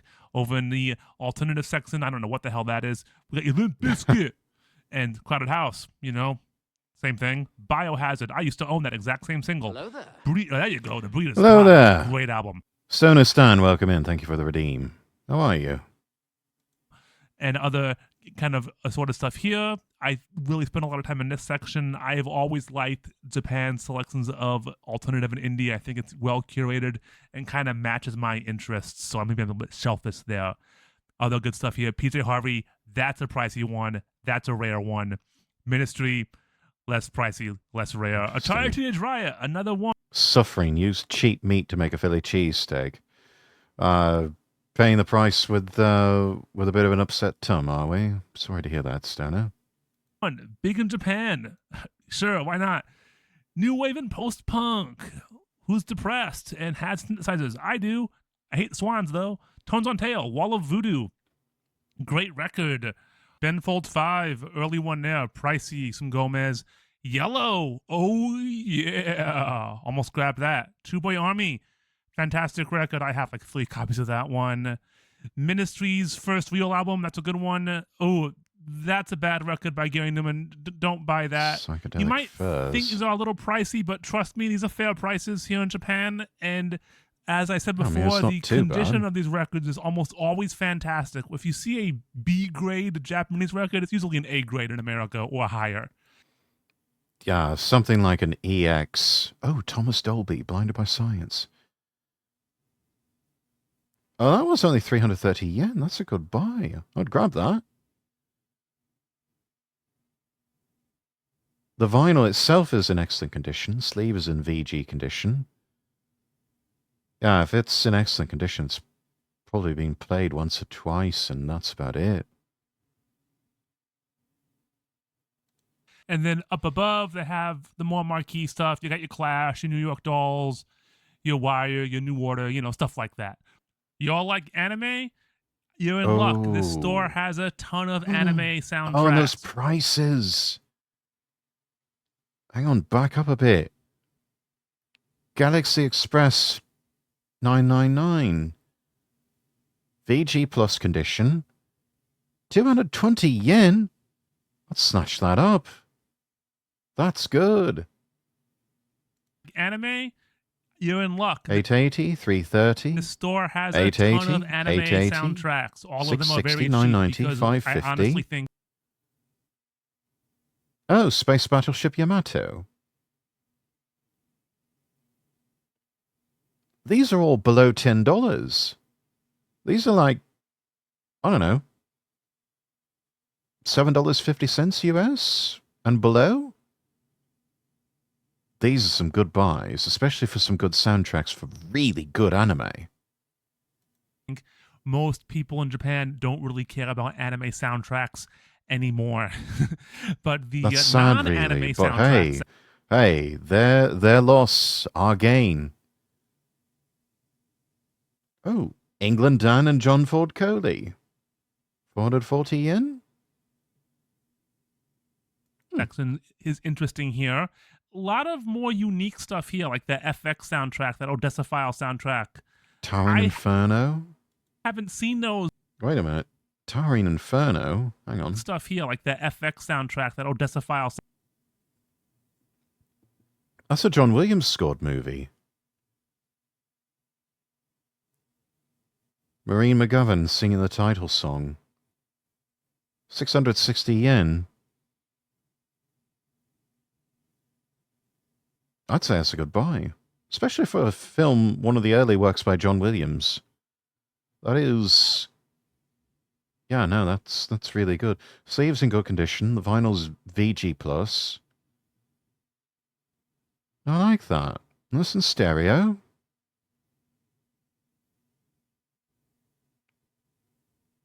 Yeah, I'd snatch that up. Soundtrack. I haven't seen those in a lot of other stores, and I go to a lot of soundtrack sections. So some odder ones here that I thought were a little bit interesting. Worth looking through if you ever get a chance to come here. Cool old... Oh, wait, hang on. A bit interesting. I'm a cowboy. Worth looking through if you ever get... A Jackie Chan movie.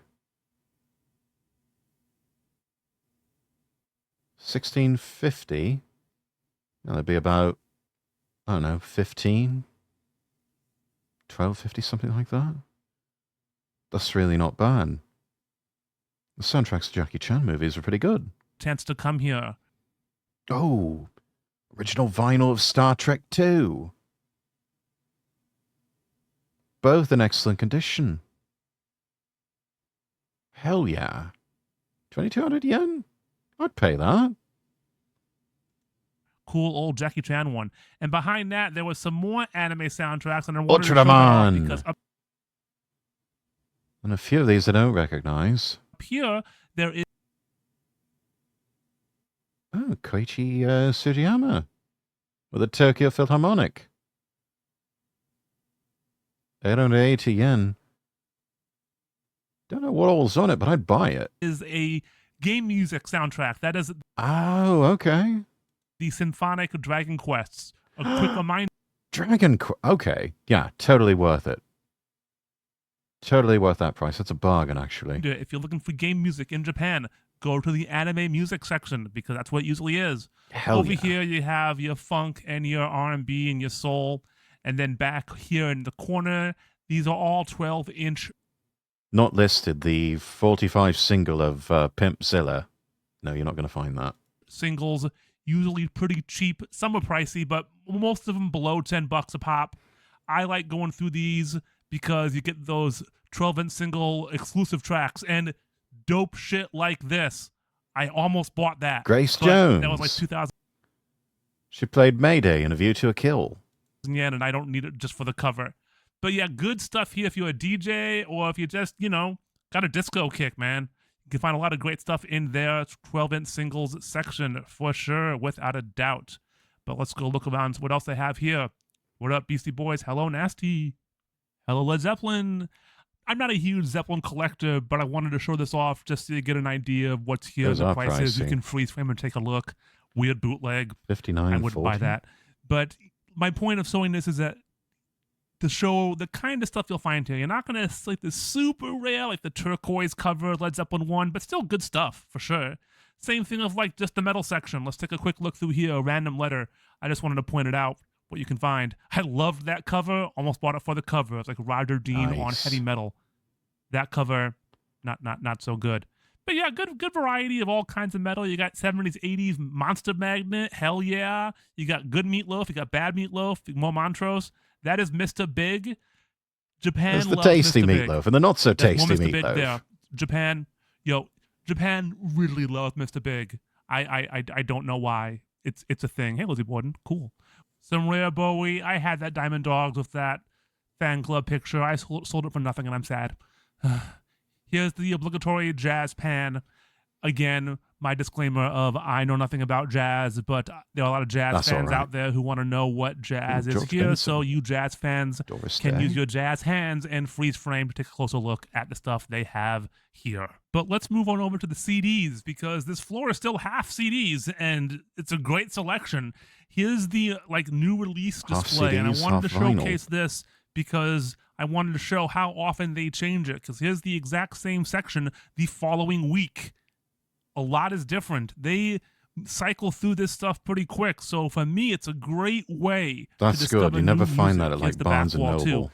New indie rock, new alternative rock, new, for lack of a better word, like, I don't know, stereo gum and pitchfork adjacent stuff. into Prague. There's some unique Japanese-only things. These MQA CDs for King Crimson.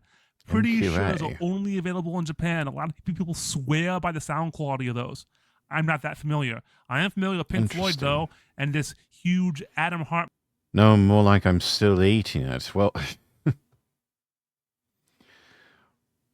why do you still eat it if you don't like it? Mother deluxe edition that came with a Tangerine Blu-ray Dream. featuring some super vintage old photos of them playing in Japan. It was pretty great. Other Japan-only stuff. Here are reproductions of Rolling Stone singles on CD, on SHM CD. It's supposed to sound better. I don't think it does. These are SHM expensive. CD? This is about $20 for Super 2 high songs. material But I guess this is CD. really tailored for the crazy collectors market. Another crazy collectors thing here, this Santana album, I think it's the quad mix on SACD. Oh, yes. Okay. This was something, if you had the right sort of equipment, you could actually make this work. My dad, I think he still has an old quadraphonic version of a Paul Simon album. And yeah, you put it on, you have to have a stereophonic stylus. But if you've got everything set up just right, it will have unique 4-channel stereo. So it's like one of the first versions of like surround sound. They called it quadraphonic. I don't think that has a huge market, but Because I'm not wasting the money I spent. Well, I suppose that's fair enough, but yeah, don't. I guess the lesson in this: don't use the cheap stuff to make a Philly cheesesteak. Go with some of the good stuff. but people who want it probably really, really want it. A lot of other Japan-only stuff. Mr. Big, again. I told you, they're big in Japan. Mr. Big is huge White in Stripes. Japan. Recent re-releases that are, I think, Japan-only exclusives with some bonus tracks on them. I almost snagged these, but I'm like 99% sure I have all these bonus tracks. That is And then here's a interesting. weird new reissue campaign of stuff from the late 70s to mid 80s. I don't think these are really new, like in terms of reissue. I think they're just repackaged, but a lot of these had bonus tracks. I picked up the soft shell one and those Pablo Ultravox Cruz. ones down there one time. And then next to that, the Alive, the Live section. The Police. These are all bootlegs, Duran but in Duran. Japan, they're legal. Legal bootlegs. Huh. That's interesting. I don't know. It's strange to me. I wouldn't buy them. Also strange to me is Pied Piper House. This is like a record store in the record store with a very specific... Yeah, they do that a lot with Japanese department stores and some shopping malls and whatnot, where you'll have these little... They're more like sections of a department store, but they're sort of sold and give the appearance of almost like a mini store within a mini shop within a shop. Yeah, next time buy some real ribeye. Yeah, there you go. As always, next time. I mean, as long as it's edible, I guess that's what's important. aesthetic, as you can see here. Very 50s to 70s, like, I guess, like a album-oriented rock, or just like folk and very, like, there's a whole wall of sound section there, Ronnie. You go there. Oh, okay. So a lot of Phil Spector produced with the these must be albums where they had the Wrecking Crew playing to as a session orchestra. And they're going for a vibe, and they kind of nail it. It's not really my scene, and I don't think anything here is super rare or super hard to find, but it's very well curated. Yeah, So if there's this is the the kind of word. stuff- Curated. If you're looking for something that's curated, then this is the section for you. Stuff that you're into, it's a great place for it. some vintage shirts. These are not retro, those are vintage. I didn't look at those because they're expensive and they won't fit me. So why should I bother? Oh man, I wish that Smashing Pumpkins shirt. Yeah, most of us in the West, Japanese sizes will not fit us. Japanese are tiny people, and yes, that's especially if you're an American, or you've lived in America a long time, and you've sort of got the girth of the Americans. Fit me though, because I love the Smashing Pumpkins, even though Billy's terrible. Let's look at some tapes. These are used tapes. Oh, cassette tapes. This is a relatively yeah. new thing to Tower 2. I'm glad they have them, but I'm glad it's only a really small part. Luther Vandross, Busybody, Bananarama, Bobby Womack. Looks like there was some J-pop tapes in there as well. I'd love to collect these. Maybe even get a tape deck and listen to some of these. Suzanne Vega on tape. Yeah, Turner $2. 20 yen. That seems about fair. Monica, is that pricier? Yeah, about $10. I guess that's fair. I have no idea what that is. You can Chemical Google it. Scum. I have no idea if that price is fair. My point in showing that is that this is a diverse selection of tapes. Whether you Started collecting cassette tapes because I play them as I write. They help keep me in the mindset of my setting. Yeah, it's one of those things where, especially if you were to make your own mixtape, it's like once it's made, and you wanted to make any sort of changes. It's not like sorting tracks on iTunes or on your phone or anything like that. It's, there's more work involved. So you have to sort of make sure that you have it exactly the way you want it. And of course, make sure you've got enough tape to have all the tracks. But yeah, these are nice to listen to once in a while. And even cooler if you can find like a multi-tape player rather than a single cassette player. That that can be those can be quite cool to watch them, watch the mechanism do its thing. But for many people, stackable record changers and also multi-cassette tape decks, those were the original iPods of their time. And honestly, it was the cassette tape that prompted Steve Jobs to come up with the idea for the iPod. Because he looked at that and he said, you know what, there has to be a better way. What if, you weren't limited by tape speed or the number of minutes on a tape? What if you could take your entire music collection with you and keep it in your pocket and not have to worry about, an album full of compact discs or, a big box of tapes or something? What if you could just have everything in your pocket? Even thinner than the original Sony Walkman and any of its iterations that came afterward. But yeah, there is still something about playing a cassette tape.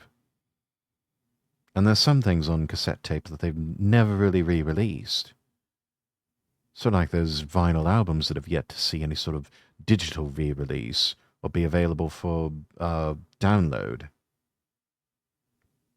Which in that time was a massive leap. Yeah, it really is. Nowadays, with solid-state drive technology, that's nothing. We have our entire music collection on our mobile phones, kept in our pocket, and listening on wireless Bluetooth earbuds. But before, that was, the original iPod, absolute quantum leap in tech. But there's still that nostalgia factor. It can honestly be hard to find a really good audio cassette player. There's only a few. I think the last really good tape deck for a hi-fi system was made by Sony in the 90s, and then they stopped around 2000, 2001. I mean, I barely did mobile music. Doing in high school and college, still did CDs. Yeah, because, I mean, the thing with streaming of movies, television shows, music, you read the fine print, you don't technically own any of that.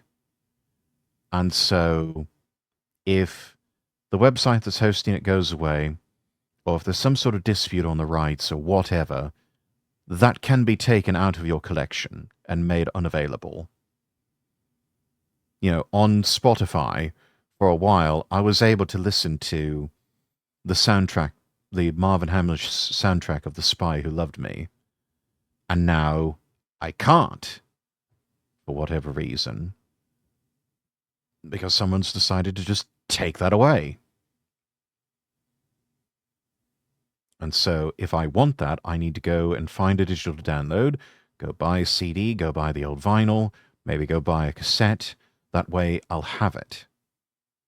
So if, again, it ties back to that old lesson of if there is a movie that you like, or a television show that you like, or music that you like, buy a hard copy. Buy a hard copy, hang on to it somewhere safe, because these mega corporations that own these methods of streaming and digital distribution, they could take it away from you at a moment's notice, and often over some stupid legal matter where, the agreement's expired, so now we've got to take all this away. Still own some System of a Down CDs. Hang on to them. They'll become collector's items soon enough. You want some like lo-fi stuff or U2's Joshua Tree for about $15 US. Frankie Goes to Hollywood. Yes. No, not that one. Anime on tape.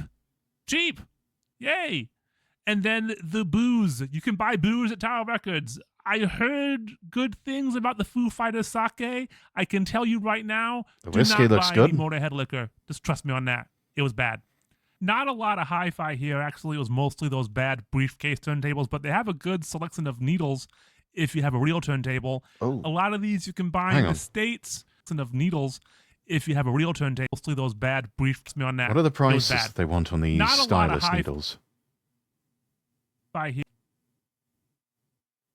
I can't really freeze frame and check the prices. Here actually it was.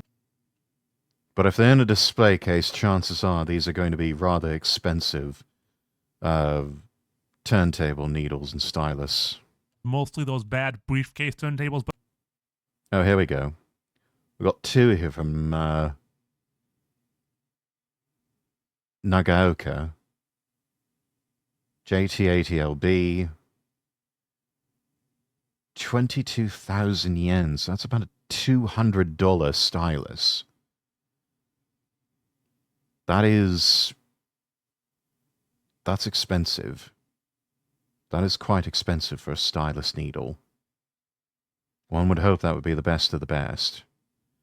Then again, I mean, I think I paid about half that for an Ortifon red stylus needle for a turntable I had some years back. So, definitely not cheap, but I mean, if the audio quality is good, then yeah, probably worth it. I don't know. We're getting into audiophile territory, and sometimes prices on those things can be just obscene. But they have a good selection of needles if you have a real turntable. A lot of these you can buy in the States, but some you can't. This brand over here, this is a Japanese-only brand, a Taruya, I believe. Taruya Phono Stylus. Looks like everything's built into the, yeah. Of course, this particular style of head unit, that is quite often what you would find with...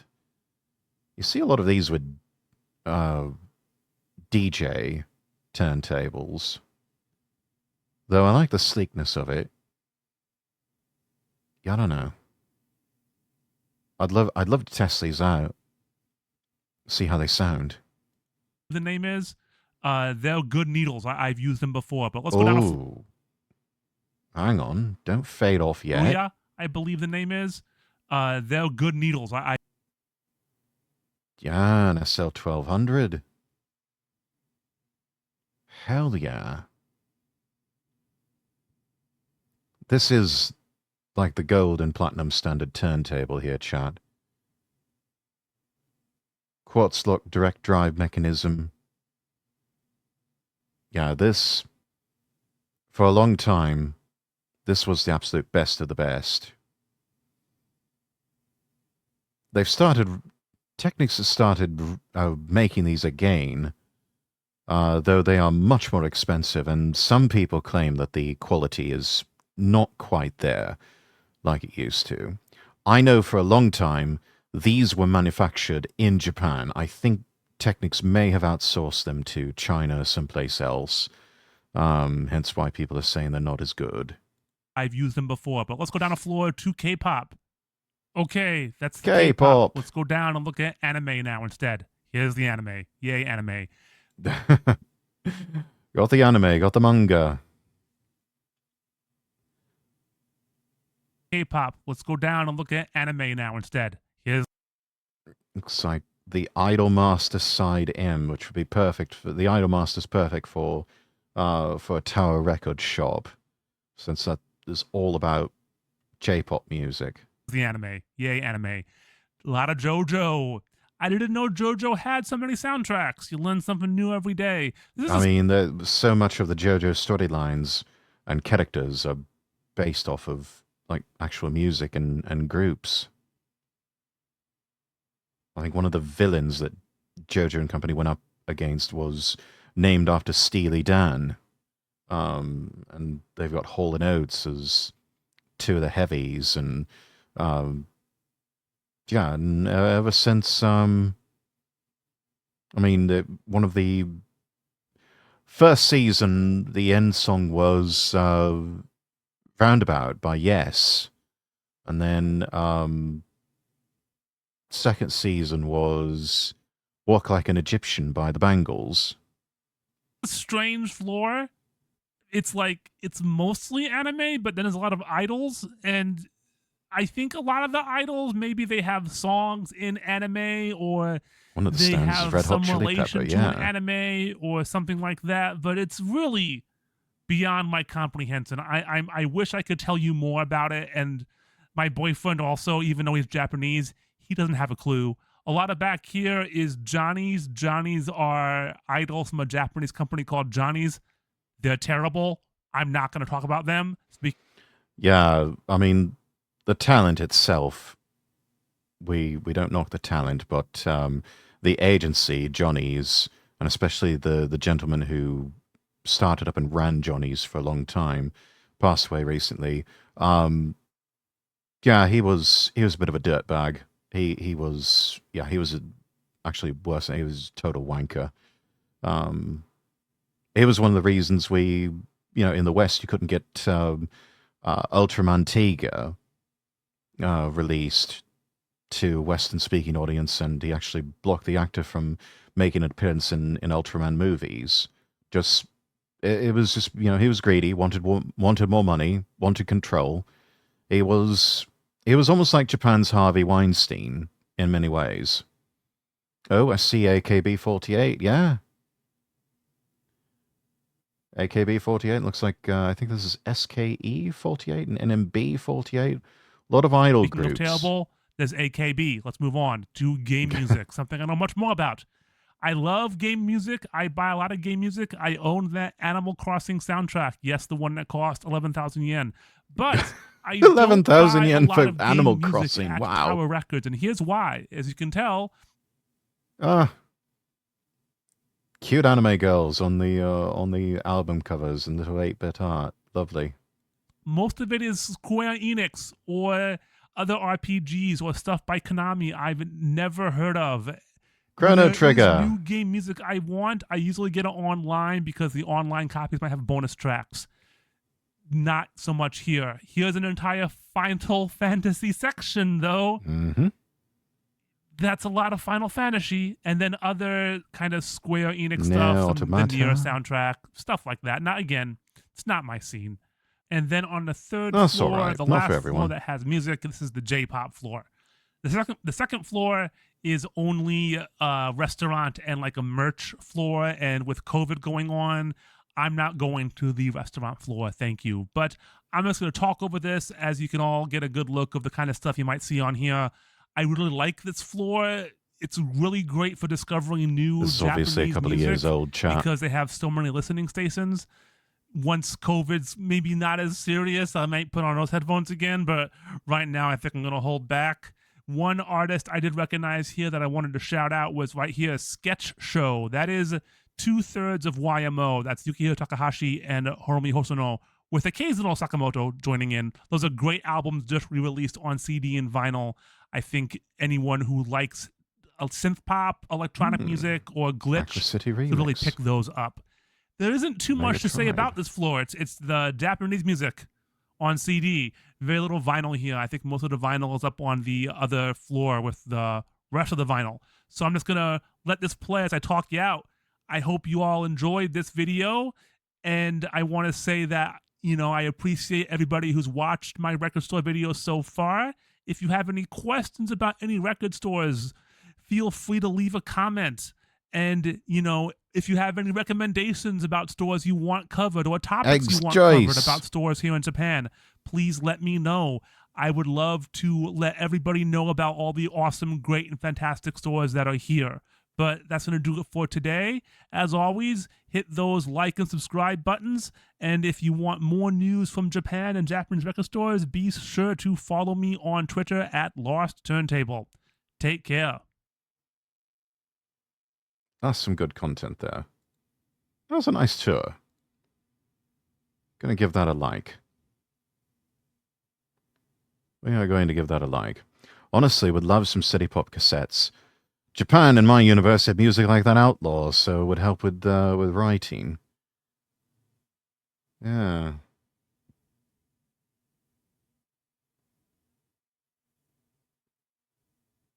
Oh, it looks like somebody actually went on a tour of Tower Vinyl.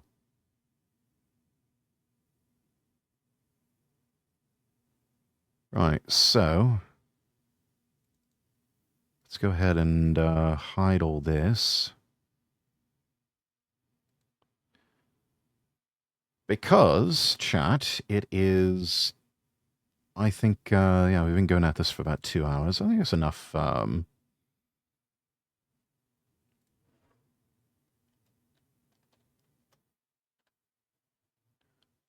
think there is, we've done enough video reacts for one day. Let us go ahead and get Yakuza Kiwami 2 fired up. How you doing, Rexworth? Hello, King Panzer. Good to see you. I'm doing quite well. Let's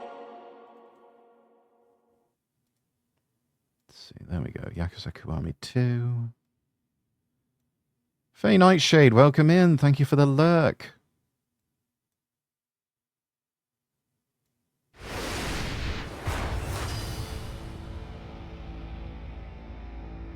All right.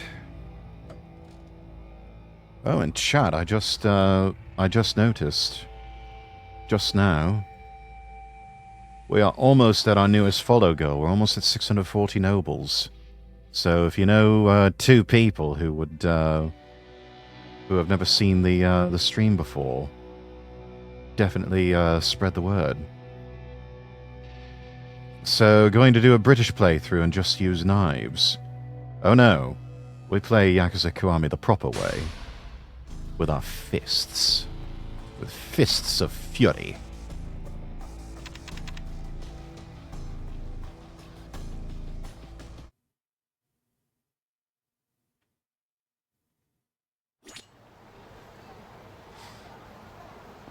All right.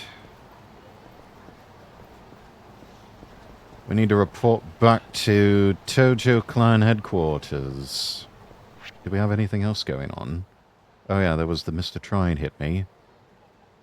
Supporting Sunflower, return to Suenaga. I believe I know where she's at.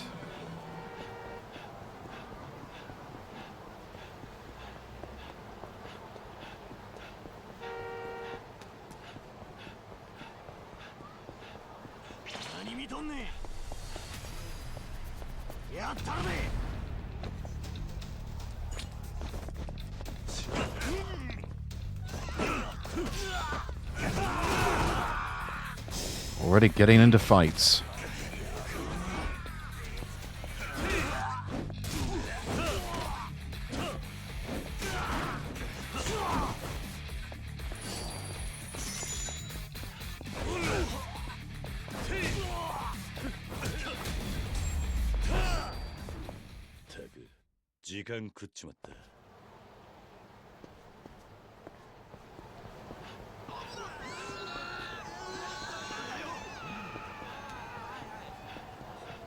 Fight's already over and they're all just running in fear.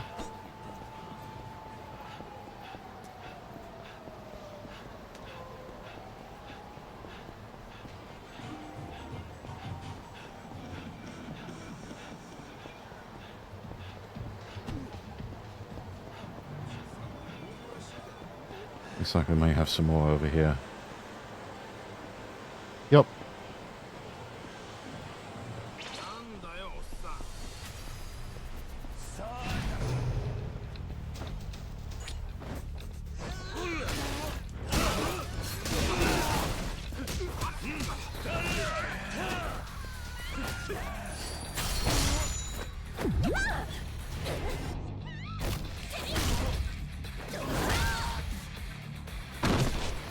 Oh, I love that.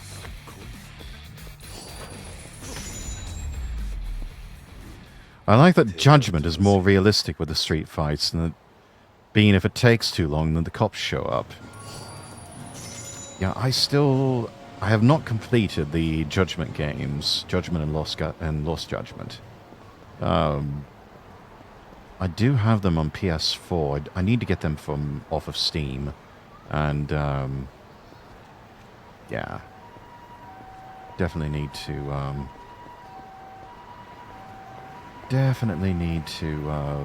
play through those. But we're slowly making our way through the Yakuza cities. Completed Yakuza Kiwami not too long ago. We are close to finishing Yakuza 0, I think. And then we'll move on to Yakuza 3, 4, 5, 6, and just keep progressing through. It is... Gosh, it's probably... I thought maybe we'd be a bit further along in the year, but maybe I was a bit too confident in my estimates, but I'm hoping that by next year we'll have started to get caught up to the Yakuza Like a Dragon cities and Infinite Wealth. Kiryu-san. Oh, who's this little guy? His name's Pochitaro. Haruka looked after him for a little while last year after we saved him from some punks. She really did that? How kind of her. Will you be able to accommodate him at Sunflower? Having a dog there would lift everyone's spirits, including Hayato-kun's. Of course I would. Are you sure it's all right, though? Absolutely. Your orphanage is the best place for him. Hey, oh, hey, Jai. Hello, how are you? Oh, thank you so much, Kiryu-san. This is going to make the kids so happy. You be good over there, Pochitaro.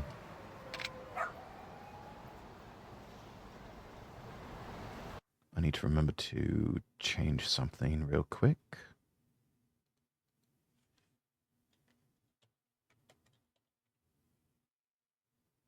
There we go.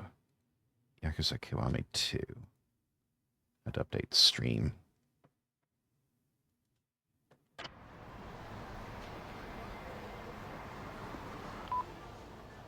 Hi, Uncle Kaz. Thanks for finding Pochi for me. Hayato-kun loves dogs. He already took Pochi for a walk. Hey, that's good. Doing okay. That's good. Oh. You had your interview yet? How'd it go?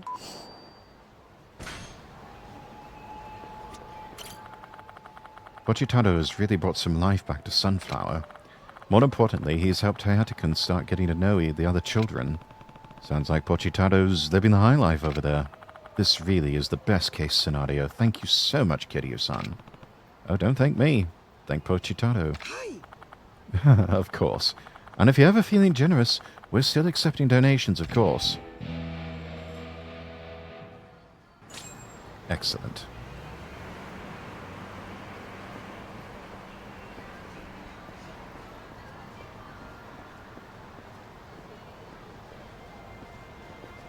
Guess we need to go away for a bit and come back.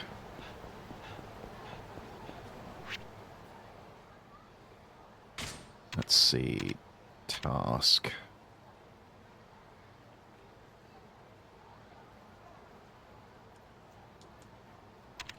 It's over on the...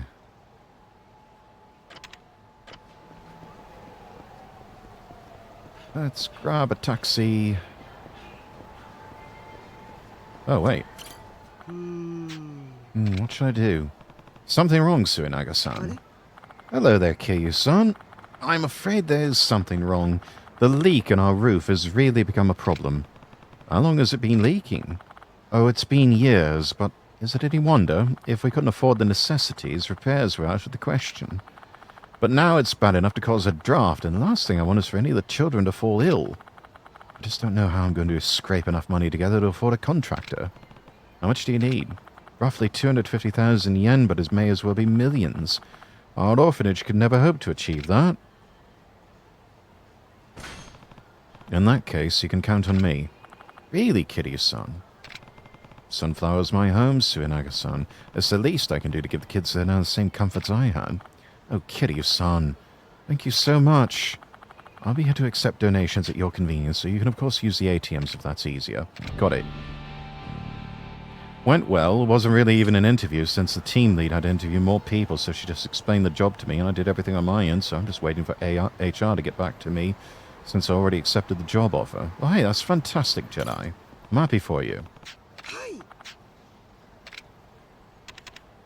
Let's give 100,000 yen.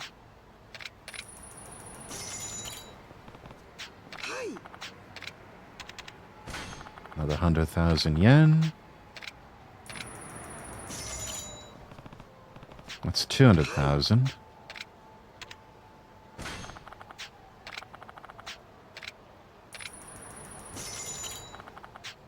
You're a saint, Kiryu-san. This money will keep the children healthy and their futures bright. Happy to help. We'll ask for a worker right away and get it fixed.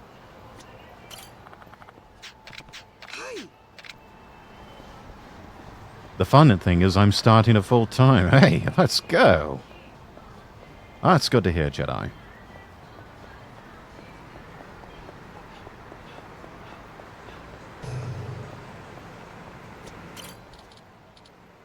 What's up, man? Just on my way to the video booth. See, I still live at home. Oh, yes, this fellow here.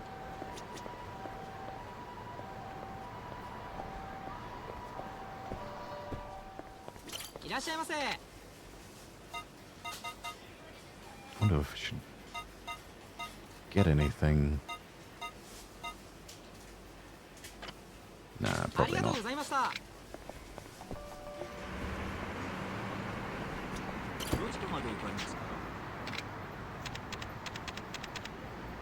East Park Boulevard, that's where we need to go.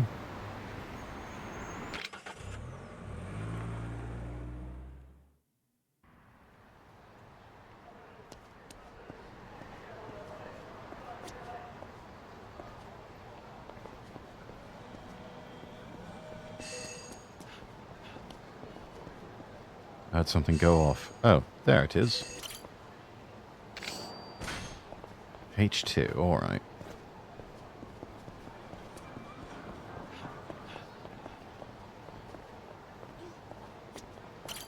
Oi.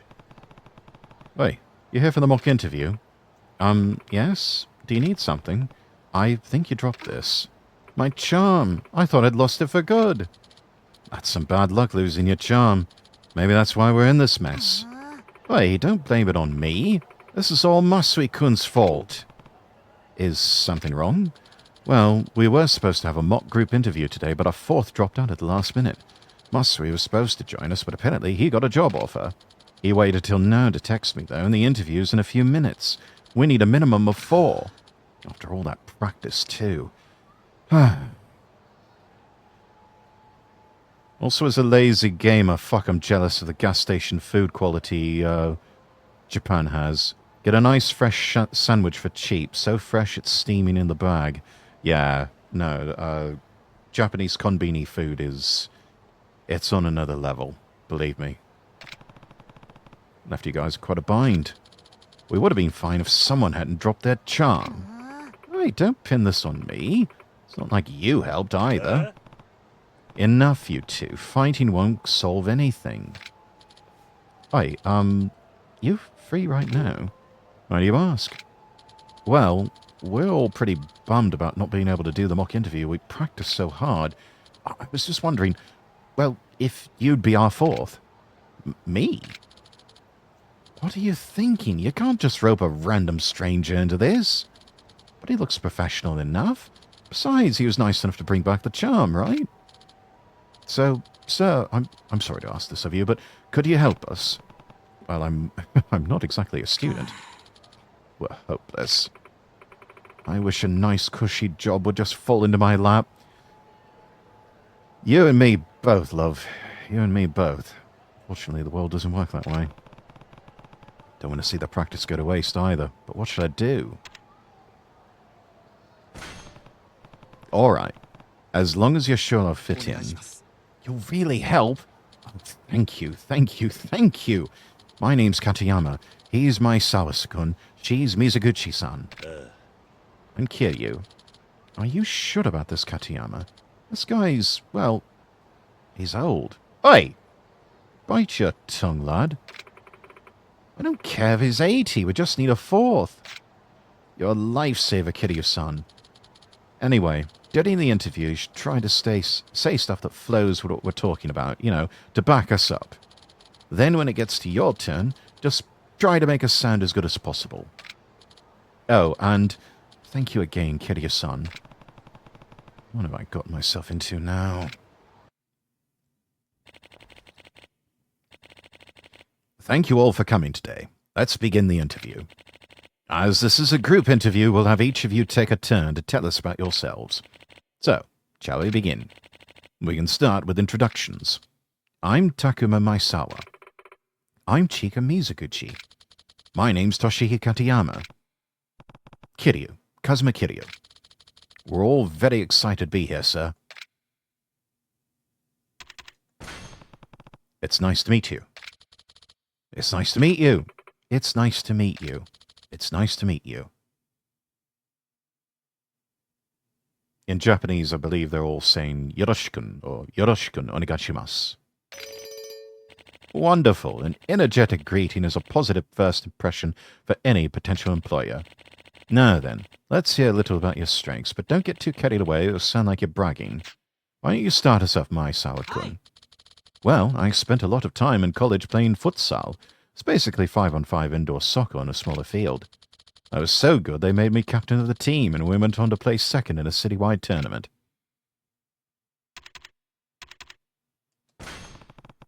Being a team player is important. Agreed, and second place is a fantastic result. Maisawa-kun has such incredible focus when he's playing futsal. I mean, I did make a lot of great friends on the team. The guys always used to talk about how it was a great social lubricant. You really help people get along. That's splendid. Don't you think? Maisawa-kun has incredible social skills. He's really outgoing, too. Now that I think about it, I wouldn't even know Katayama-kun if Maisawa-kun hadn't introduced us. That's a great point. He's so good at connecting people and making sure they get along. I look forward to utilizing those skills in a more professional environment. Well, that's it for me. Thank you for listening. Great. You're next, Mizuguchi-san. My best asset is my cooking, for sure. Nobody can top my signature potato salad. Never been one for potato salad myself. Aha. Not to be rude, but how exactly do you plan to apply that to a workplace? Well... It shows she's a diligent worker. If Mizuguchi-san can learn to perfect a recipe, she can do the same at a job. Right. You constantly have to multitask when you cook, too. I'm confident I can bring that ability to the workplace. Well said. I look forward to seeing where your career takes you, Mizuguchi-san. Moving on. Is there anything else you'd like to tell us, Mizuguchi-san? Let me see. Oh, a year ago, I went on a soul-searching trip to India. It was very enlightening. It's good to experience other cultures, learn their values, know their struggles. Exactly. Seeing how people lived in India really opened my eyes to how narrow my view of the world was. I see. Sounds like that was a valuable experience for you. It was. I think back on what I learned there very often. Well, that's it for me. Thank you for listening. That was great. Thank you, Katayama-san. You're up next. Okay, now what to talk about? When I was in college, I became totally captivated by the field of robotics. That's a future-proof industry there.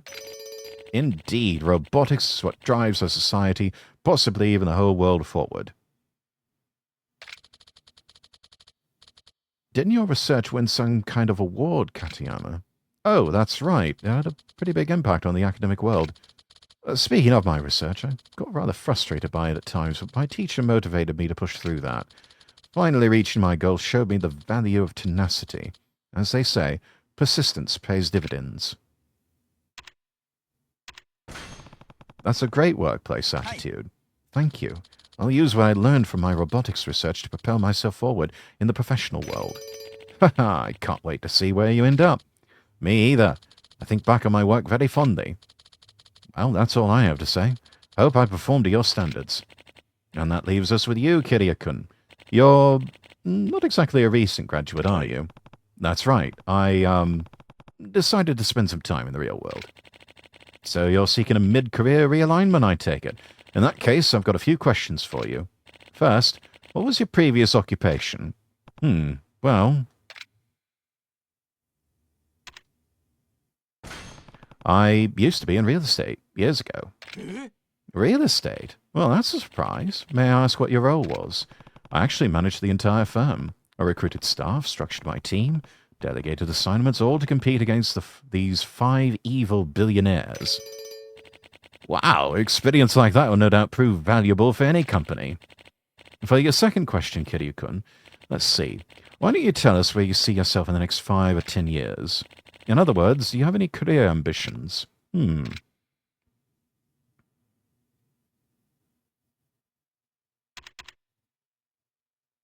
let's go with starting an orphanage. Taxi driver, there's foreshadowing there. You'll see once we get to Yakuza 5. I'm actually thinking of starting an orphanage. Helping those who can't help themselves has always been one of my strong suits. What a splendid goal, Kiryu-kun. You must truly care about children in need. Kiryu-san has shown us nothing but kindness for as long as we've known him. Interesting. I must say, Kiryu-kun, that changes my opinion of you somewhat. Well, it looks like our time is up. Does anyone have anything else to say? One more thing, yes. Thank you for having us. Thank you for having us. Thank you for having us. Thank you for having us. Wonderful. A pleasant farewell is the perfect way to close an interview and ensure you're memorable. Well, everyone, that brings our mock interview to a close. Thank you all for your hard work today. Let's see how you did. You know, that was perhaps the best mock interview I've ever conducted. You guys are ready for the real thing. Just wait outside for a few moments while I prepare. You don't mind sticking around, do you? Of course not.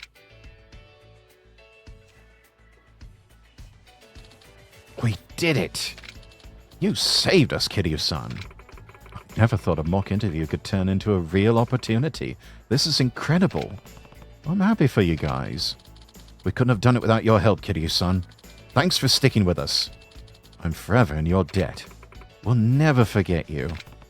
I hope your next interview goes just as well, but I should probably step out at this point. We totally understand. Here, I know it isn't much, but we owe you one, big time. Oh, giving me a Japanese diver's watch. Hello.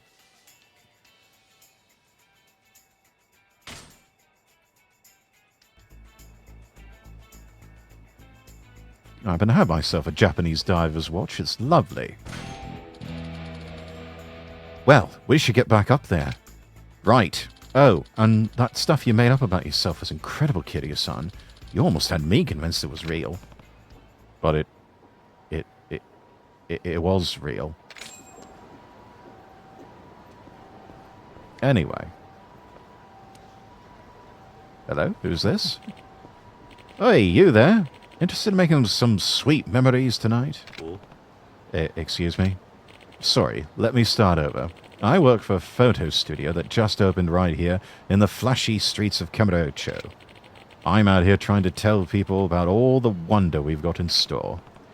Yeah, sorry, having a picture taken doesn't sound all that wonderful. I'll pass. Wait, you have it all wrong. You're the one taking the pictures, not me. And how does that work exactly? Our studio puts the customer in control, letting them snap hot pics of even hotter ladies. Now, how does that sound? Go on. It's unique, if nothing else. We only hire the freshest models in town, too. What do you say, sir? If you butter the girls up real good, they might even let you take some special photos, if you know what I mean. Go on. Hello, Lord Rexworth. Action bastard. Hello, hello.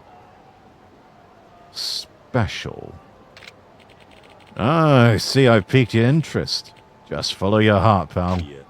Honestly, I'm not that. Say no more, my man. I'll make your first time free as a promo deal. Let's be off then. Boy. Who said I agreed to this? Ready for action, Kyoko-chan? We've got a customer for you. Come in. Enjoy yourself. I know you will. Right. Are you nervous, mister? Oh, that's so cute. First time in a place like this. That's okay. Just do your best and take some nice pictures of me. This doesn't seem sketchy at all. No, not in the slightest. Alright, here I go. You're pure as a snowflake, mister. I like that. Maybe it'd be fun to see what you think of a little more. Then. Oh. Well, did you make any memories for the rub register, pal? What the fu- What kind of a question is that? The what? Maybe? Yeah, glad it was to your liking. I think we'll be seeing each other again, yes? Looking forward to it, my man. Bye for now. If I'm up to it, I guess.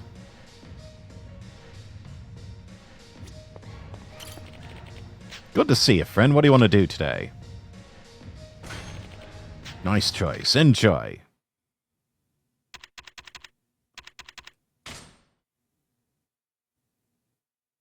Answer the girl's questions by combining phrases to form sentences.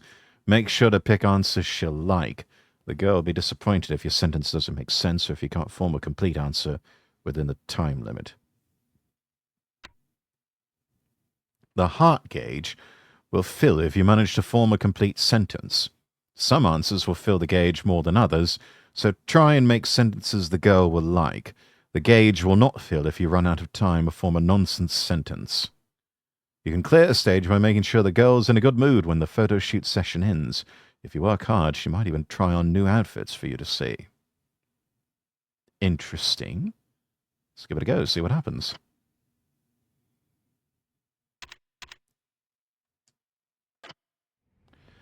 Let's see.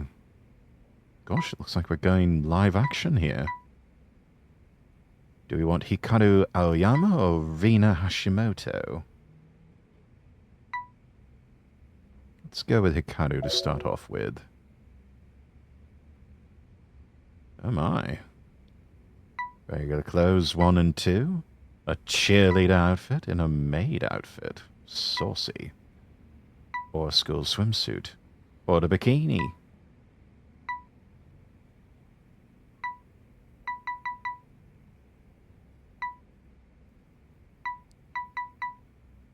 Rather fond of maids, don't know why. Oh no, it's locked!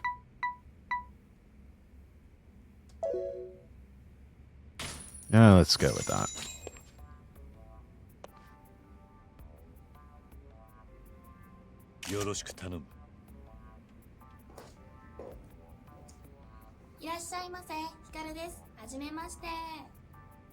Hello, Hikaru-chan.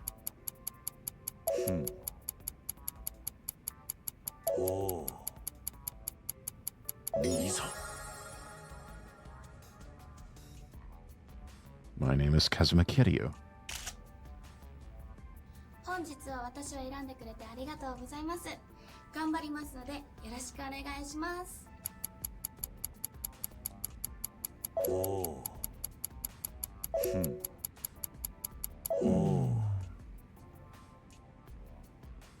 Huh? お時間が許す限り撮影し放題なんですよ。結構お得だと思いません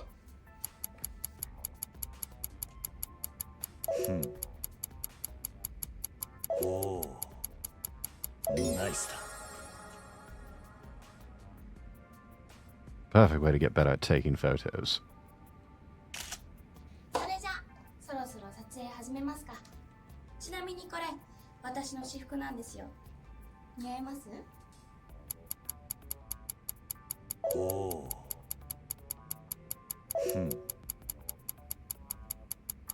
悪くない。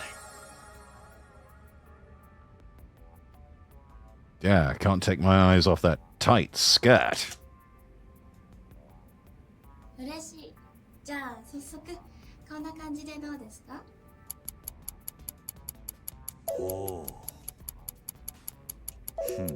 I think you should show some more skin.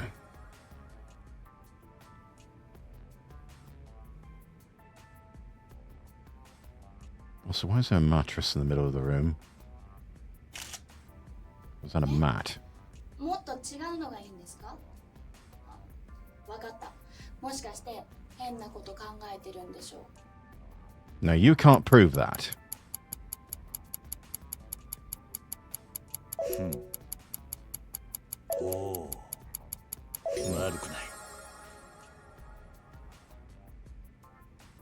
Receptive than I thought. But he still can't prove anything.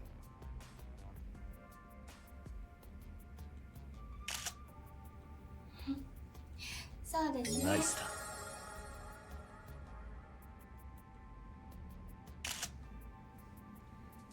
こういうのがいいかな。 Cuffs on his jacket are glitching. どうかな。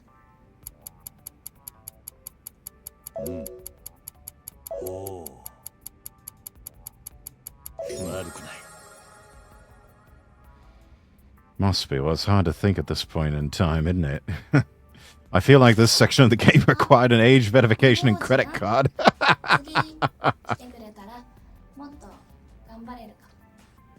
それじゃまたね。 Bye. よし。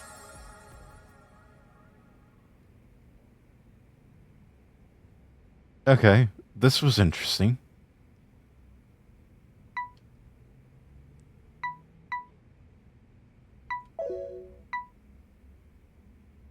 Okay, so you just sort of progress through each one of these. Interesting, yes, that's a word, yeah.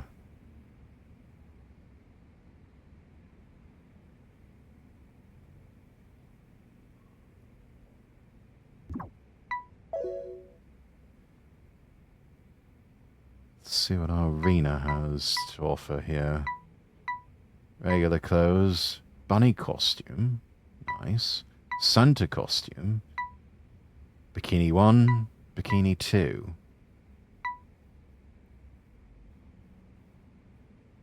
Alright. Give it a go.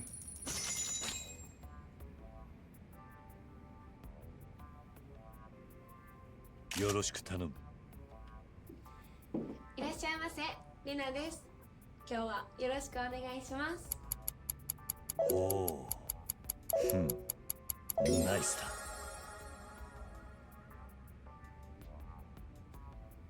Hello, Rena. My name is Kazuma Kiryu.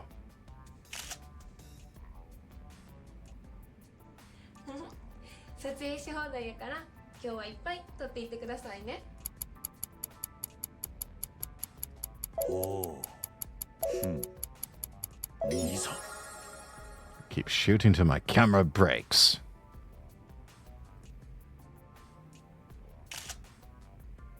それじゃあ始めよっか。気に入ったポーズがあったら言ってな。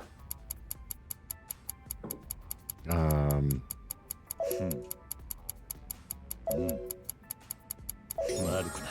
Any pose you make will be amazing. But it was shouting for a sec. 遠慮なんかせんでええよ。 Oh, darling, I don't intend to be. 最初はこんな感じでどうかな。 Perfect. おー。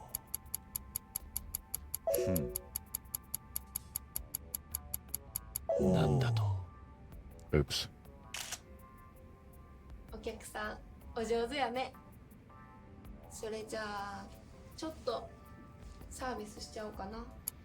This got odd real quick, yes. How about you show off? いいぞ。 Yeah, show off the chest a bit more, darling.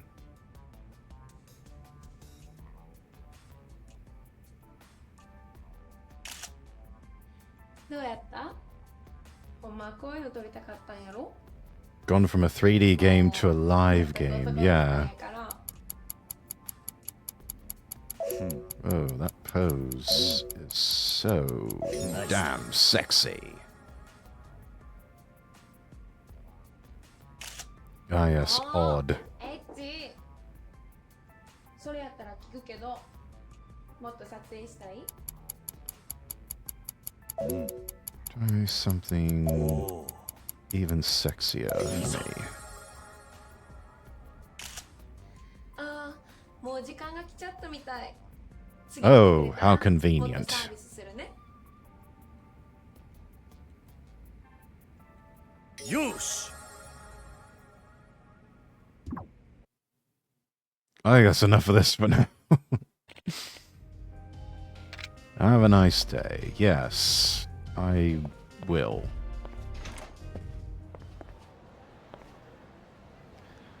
Fascinant Jardin.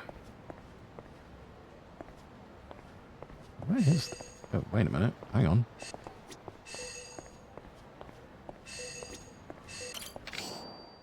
Ah, a locker key.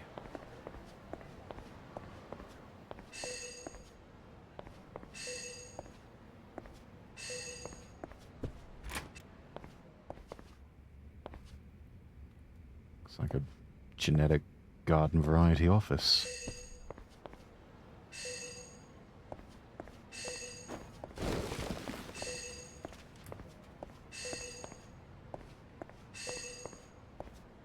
Maybe it's something up on the 4th floor. I keep hearing... Yeah, there it is.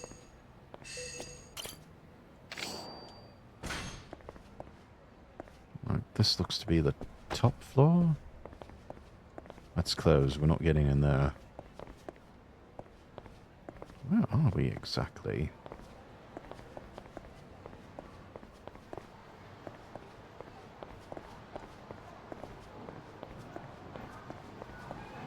Ah. Okay.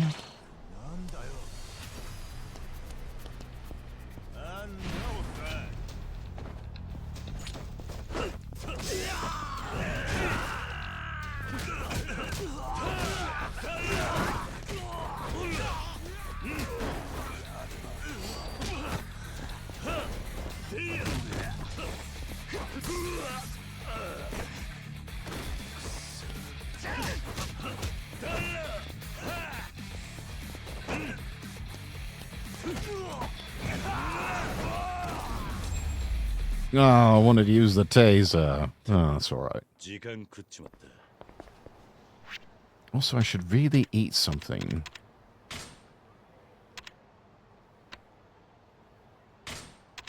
いい味だ。うまい。いい味だ。うまい。 Massive amounts of sodium 味だ。うまい。なんて and fried octopus.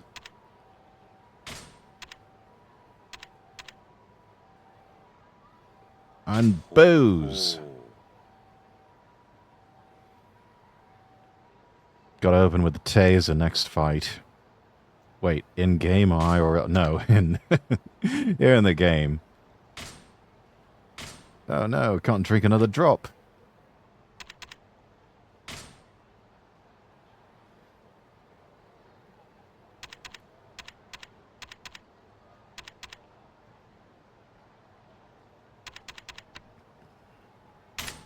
Let's see what skills we could. Ooh, collateral damage. Oh, I want that.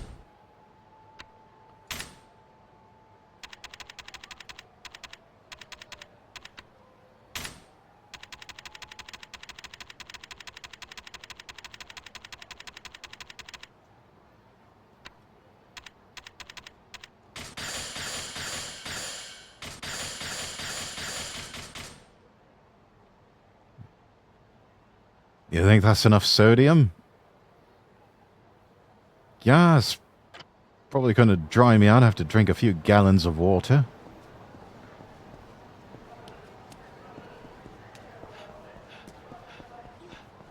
That's the thing, these containers of pot noodles, they're tasty, and they're good in a pinch, but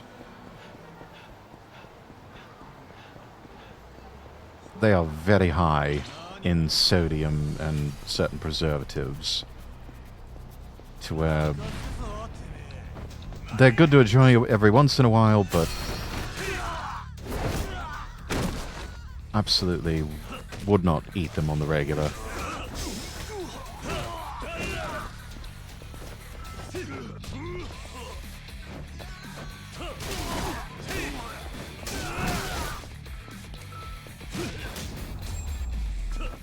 Speaking of, I'm going to be making my tomato beef udon again this week. Oh, that sounds good, action. Yeah, if you make it homemade, not as bad.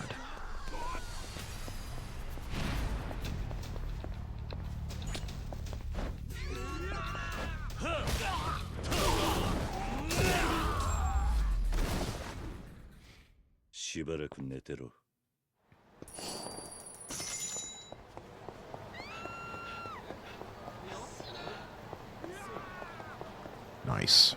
We kicked their asses and took their wallets.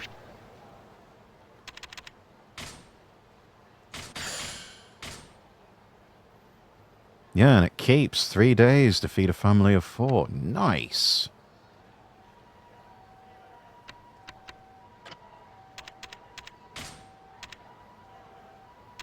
Let's see. Oh, yes. Be a regular at Popo.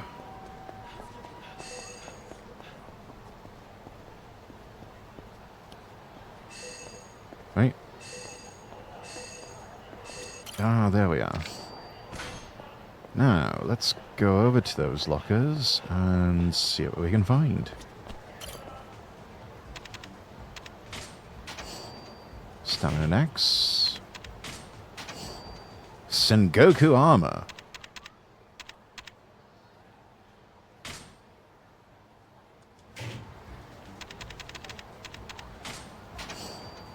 A fighter's binding.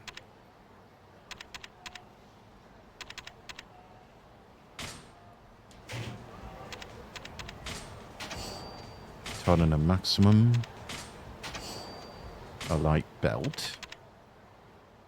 Put that in the equipment box. Been enjoying the new SAO game, and it's honestly a co-op dream. Oh, Sword Art Online.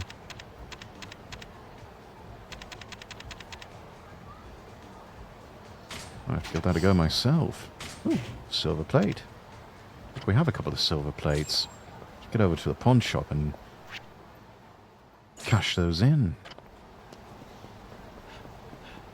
Garlic powder, oregano, Italian seasoning mix, onion powder, diced onions, diced tomatoes dipped in basil and olive oil, lots of beef cut into cubes, cook on low for 6 to 8 hours, and serve with your preferred noodles.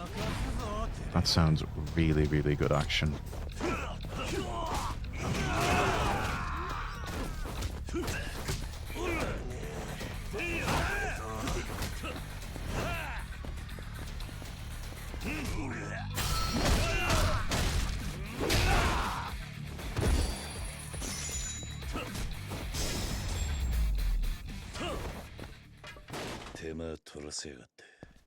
These moves are eerily reminiscent of Sammo Hung.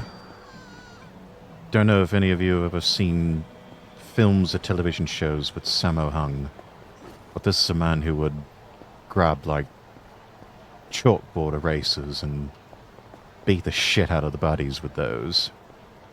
There's an old show, I think, on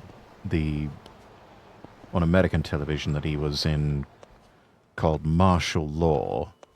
That was always a delight to watch. It allows for up to 20 players to game with each other regardless of console, and for things that do need people, you don't have enough, they add bots that are useful. It sounds like it's got good potential for a collab. May have to work on that. Martial Law, amazing Tekken character. As I would... Actually, I'm thinking more of the television show. It was an old one from the 90s.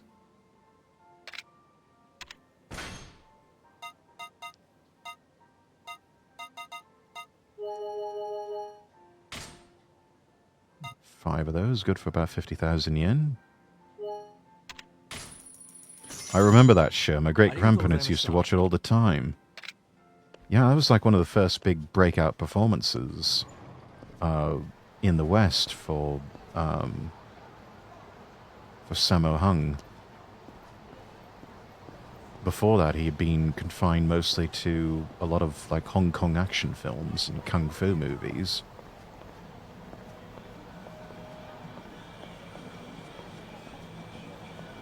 And he was really good. I think there was one film, or at least a couple of films that he did where he starred alongside Jackie Chan. Yeah, the fat kung fu guy. He may have been a bit portly, but he was tough. He was tough. He was a tank. You did not mess with Sammo Hung. Can you imagine Sammo, Jackie Chan, and Bruce Lee, the three of them together in a film? That would have been epic. Oh no, I'm saying that archetype that they always forced him to be. Yeah. No, he definitely had that. It was always, even in the show, he was always underestimated a bit.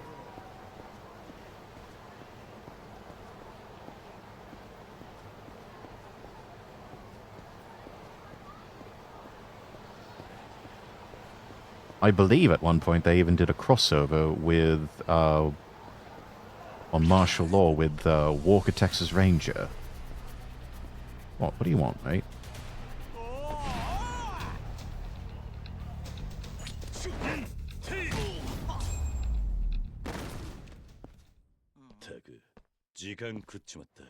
Wow, that was quick. Oh, quickest fight ever. Yeah, just grab him, deck him. Done.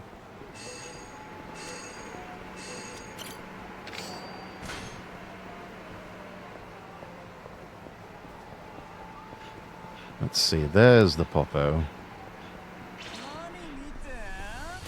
Oh god, not you lot.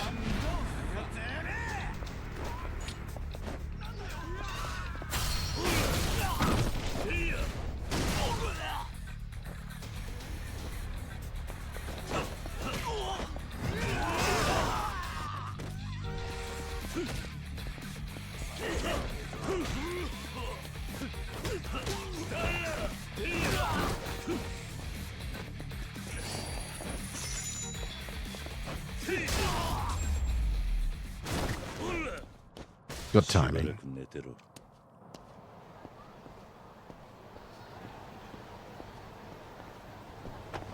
He can at least fight, unlike Steven Seagal. Yeah, Steven Seagal is a bit of a dick. いらっしゃいませ。 He is... I would dare say Steven Seagal has been kind of phoning it in his entire career.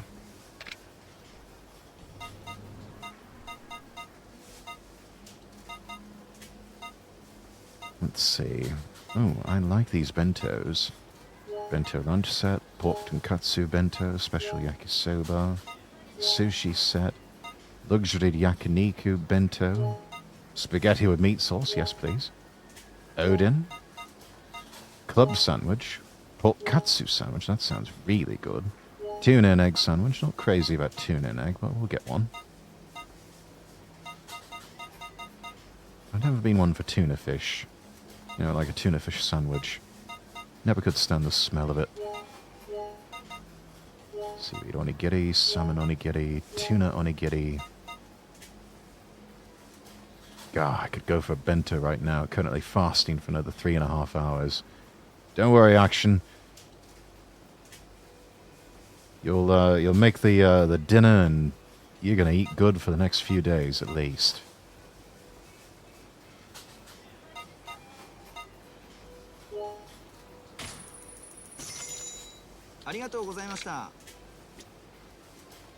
Let's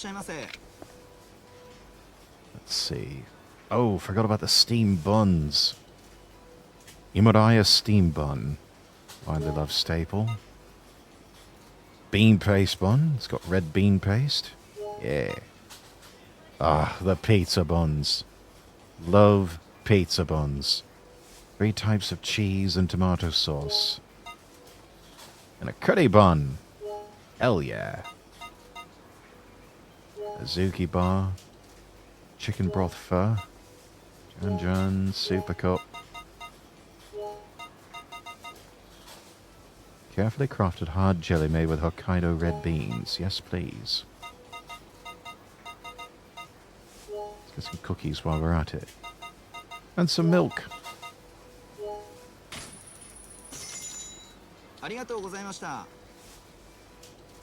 Yom Kippur. Not to be rude, but why are you fasting? Yom Kippur, short version. Fast in reflection of the past year and shedding the negative stuff of the past year. Yeah, exactly.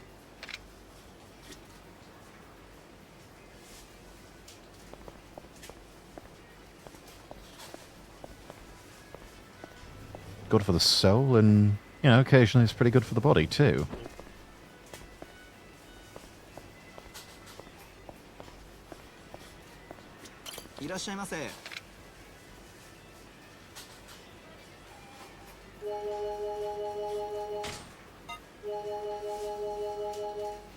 Just going to max out on all of this. Enough steam buns to survive the zombie apocalypse.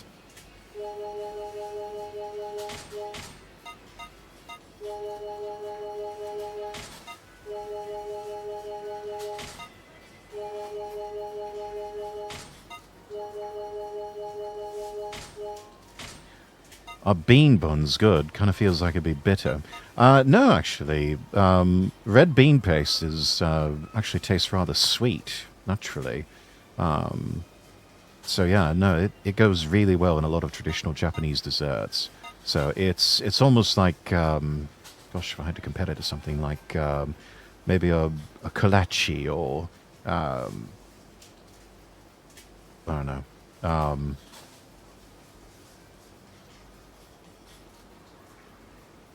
almost like maybe a cake or something. They're really good, and it's almost like having this.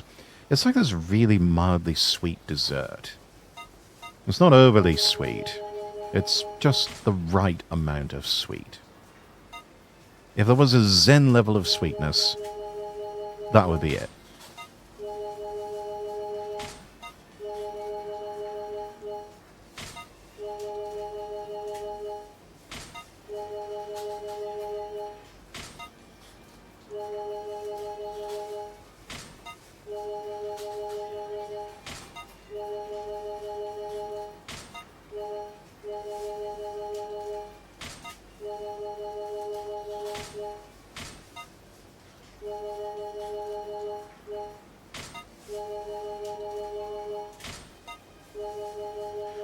We've got over 9 million yen, so we're not exactly hurting for money.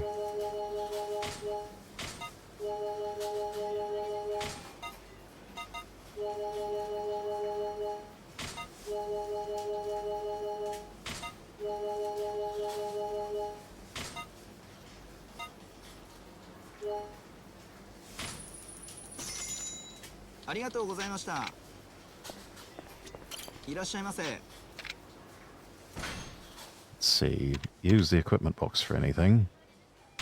Let's send that over. That. And that. And that.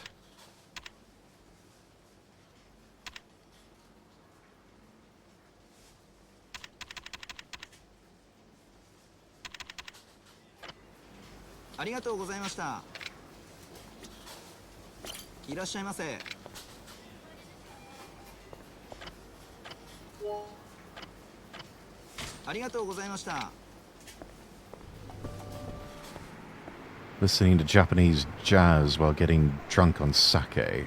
Hell yeah. It's a good way to go about doing it. Love me some Japanese jazz. 9 million yen, around $63,000. Yeah, we've got a lot of money.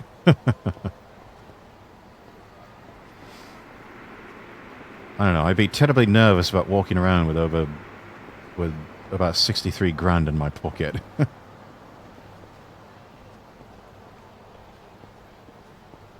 Constantly be looking over my shoulder.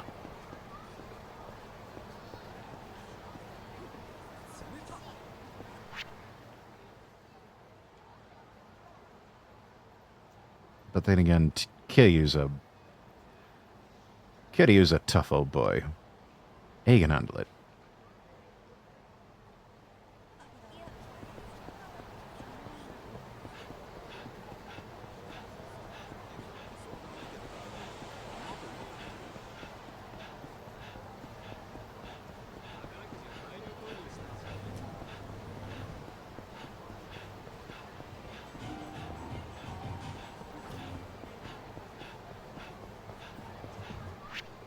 Wait, where are we going?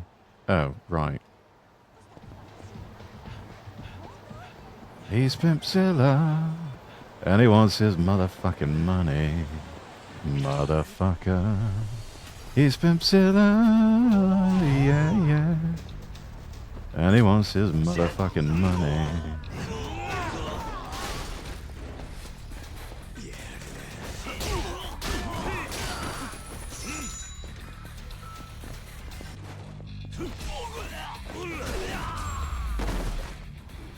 So, funny lore thing. In a spin-off of game of old, it did not connect to the Yakuza the game. Minus one thing, the local thugs, in order to get some respect, had to fight the dragon. Well, they had to fight Bruce Lee. That's not a fight you can win. What am I going to do? Oh, did the roof spring another leak? No, it's not that. Well, then what is it?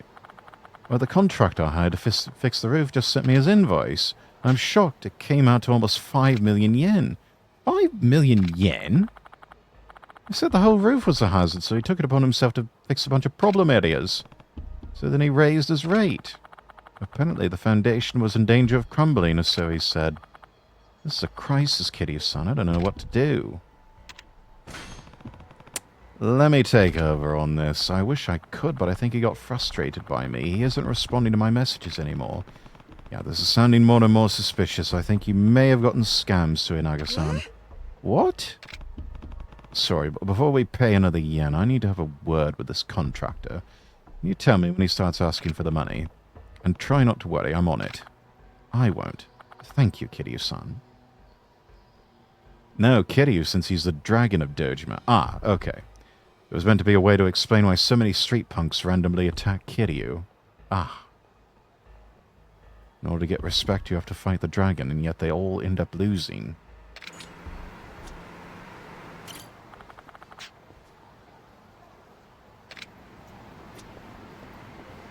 So we wait for the call. Ah, here we go. losing or worse in debt because money flies out of them when they get hit, or items. Hello, is this Kiryu-san?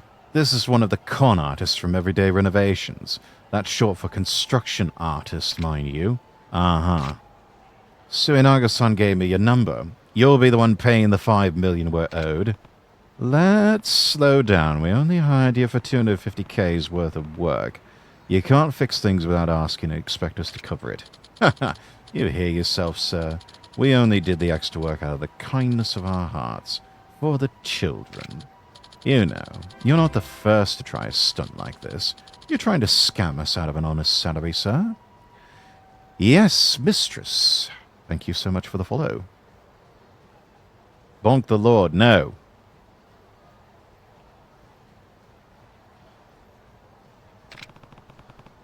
The only scammer here is you. Well, that's a shame to hear, sir. Perhaps we should try to resolve this face to face. Oh, I'd be happy to. Where? Quack. Meet me in the northeast corner of the Champion District. We can discuss matters there.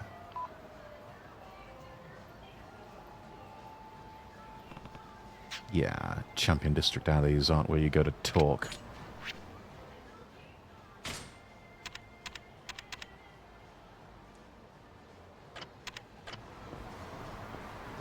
I will send you to Jesus.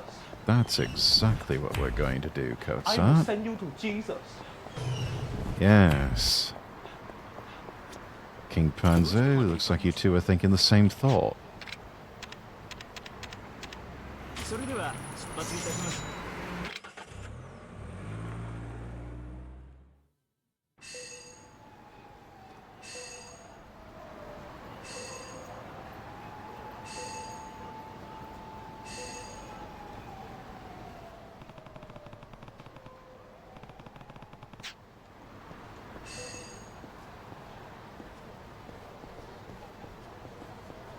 Wait, I heard something.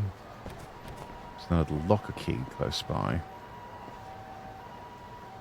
What can I say? Great minds think alike, yes. Where'd that locker key go?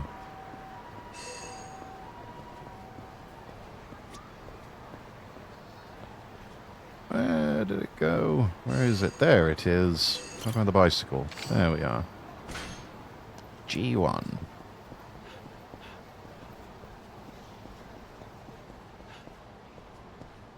Northeast corner of the Champion District.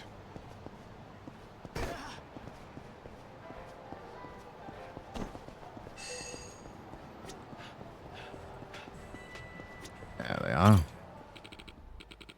Oh, thank you for the hydrate redeem, Stonistan.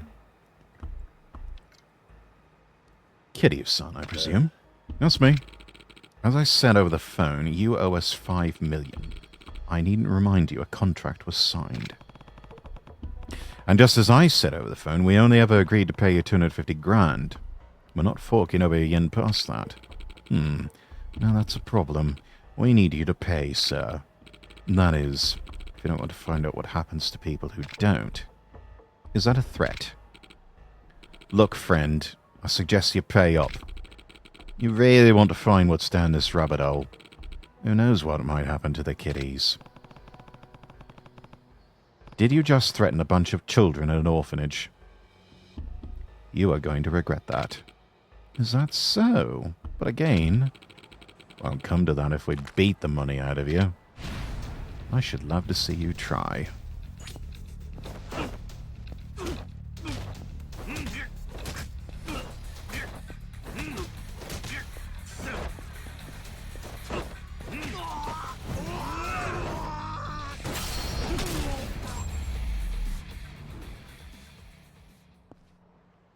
Lol, I like how some people were walking down the alley and immediately turned around. Yeah, they knew trouble when they saw it. That happens a lot. Alright. Ewan, man. What? Get the hell up and take him out. Do it yourself, arsehole. I just figured out who this guy is.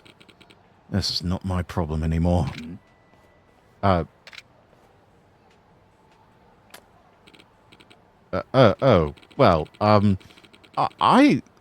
suppose our service fee may have been a little unrealistic for an orphanage. Did you even repair any of the other problems you mentioned? Well, you can't charge for something you haven't done.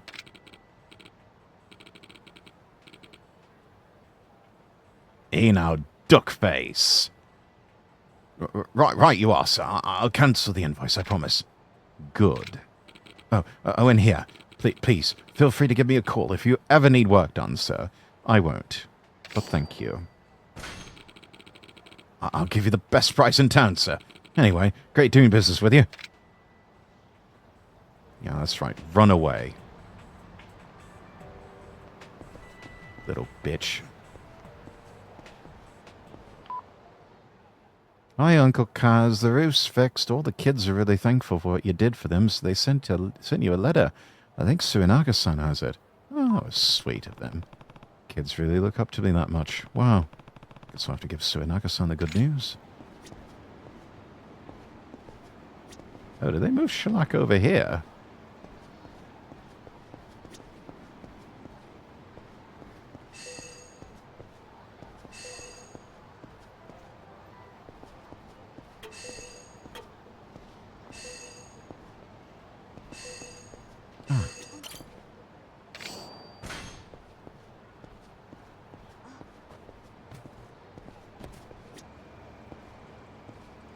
Oh, okay.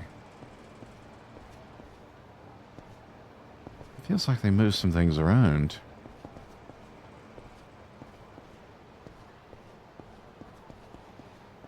I can see why your villain arc started.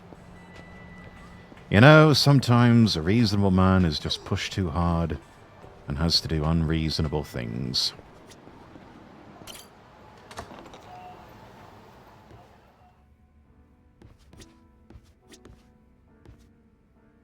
This place has changed. Let's see, what do we have?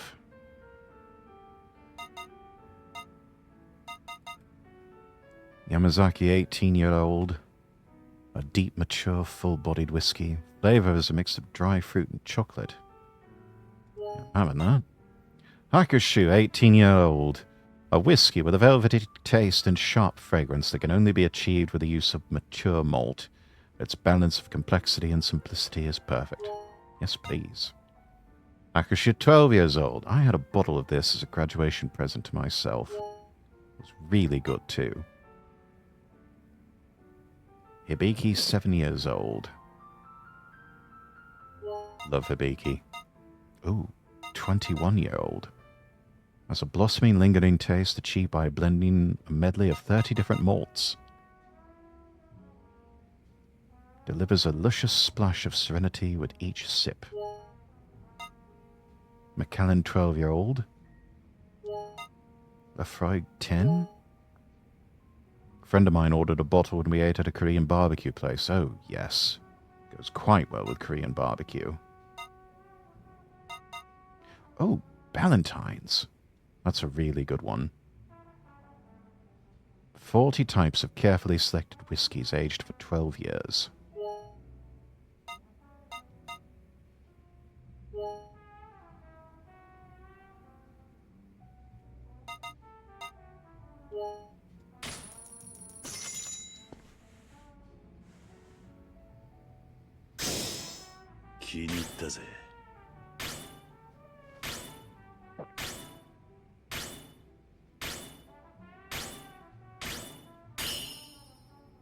Nothing better than 18 years. Yeah. さあ行くか。ありがとうございました。いらっしゃいませ。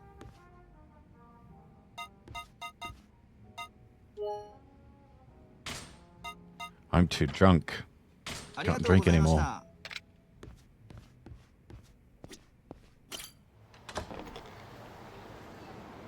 Yeah, I'm just going to push the stick forward, chat. And we can see here that I can't even, or Kitty rather, can't even walk in a straight line.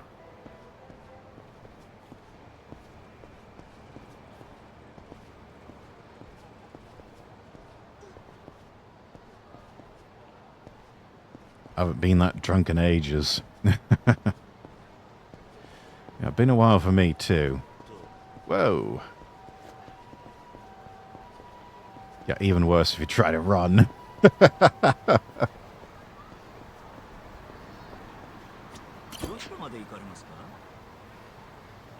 Hey there, Yappy.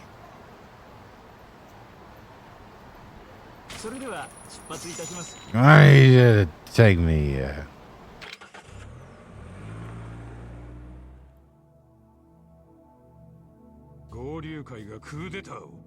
合田隆二は何が何でも関東と関西の全面戦争に持ち込む腹積もりです。二人を連れ去った海外組織の正体は分かったのか？いいえ。それで大悟を連れ去ったその男は深夜の1時天野ビルに一人で来いと言ったんだね。はい。これは罠だよ。Well, obviously. ですが、行かないことには相手の素性も狙いもつかむことができません。そりゃそうだがね。It's alright, I got enough liquid courage in me, I'll be alright. 間違いないでしょう。合田会長と大悟を誘拐するのは合流会以外に考えられませんから。俺の組事務所を爆破したのもその海外組織の仕業か。ということはカムロ町に詳しい組織に違いない。それならなおさら一人で行くのは危険だ。進藤、天野ビルがあるところはお前の島内だったね。相手に気づかれないように桐生の警護をしてやってくれ。お断りします。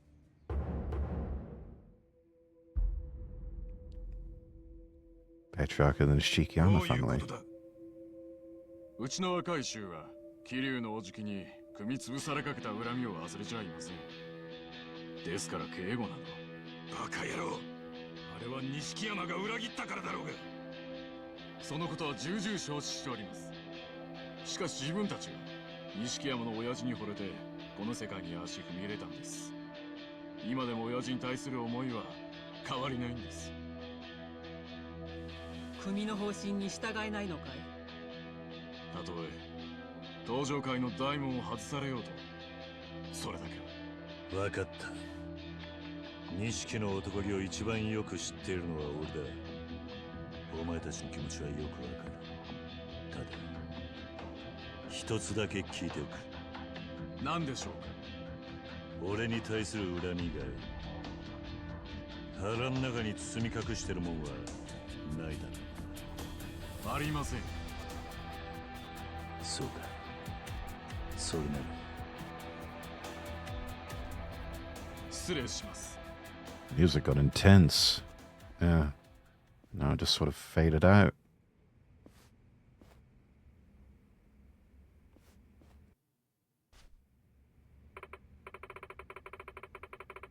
Kiryu, I have something personal I'd like to discuss with you. Can you meet me on the first floor?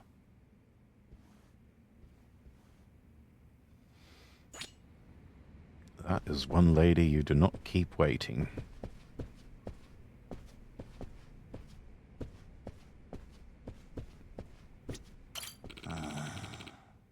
The sinking feeling. Think we're in trouble here. Yeah, the police are getting restless too.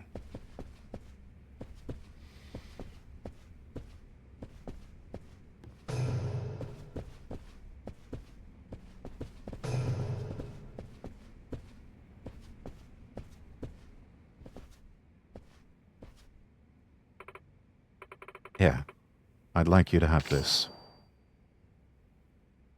Key to the warehouse? I'd meant for you to have it a long time ago. A key. It opens a room here in headquarters. A storage room, to be precise. A storage room? Why give it to me, then? Kashiwagi said something that reminded me of it.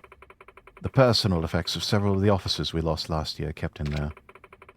Kashiwagi said Terada had everything locked away. Now, why would he do that? Can't say for sure, but knowing how difficult it is to keep order in here, I imagine he didn't want them indwelling on the clan's past. I never knew. Perhaps you'll find something you can use to help guide the Tojo clan through this. It couldn't hurt to look anyway. Hey. Thank you. I'll hold on to it.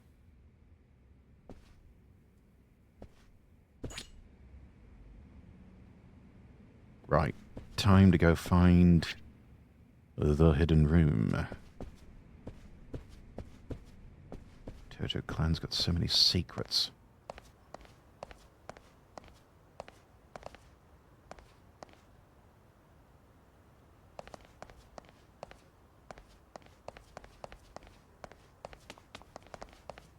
Now everything's eerily quiet. The 5th chairman helped me out of a tough spot. I can't help but hate the enemy for this.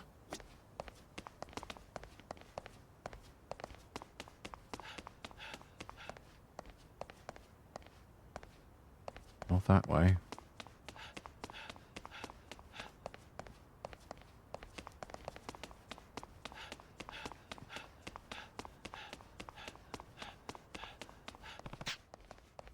Can't just rush back to Kamurocho. I need some kind of plan first.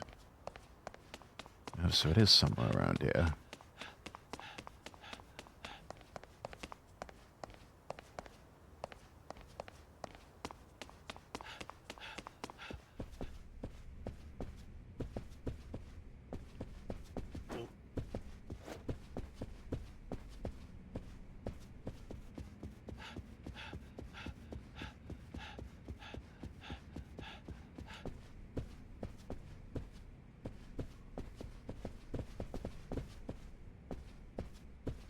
Really plush carpeting. Such rich purple.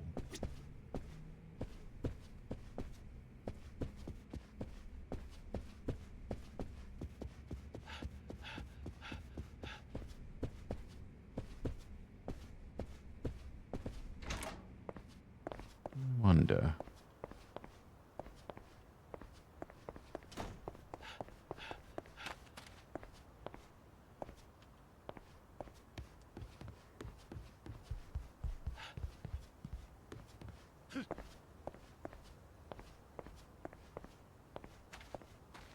Fun fact, carpets in casinos are ugly on purpose so that attention is diverted to, well, everything else in the casino. Huh. That is interesting.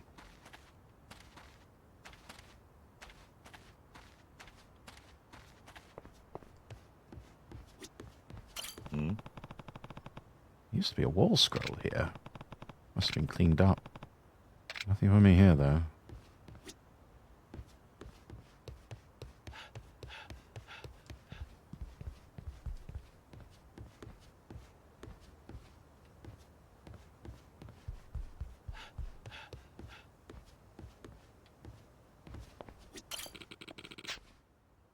They say the 1st chairman lets his dogs roam free here.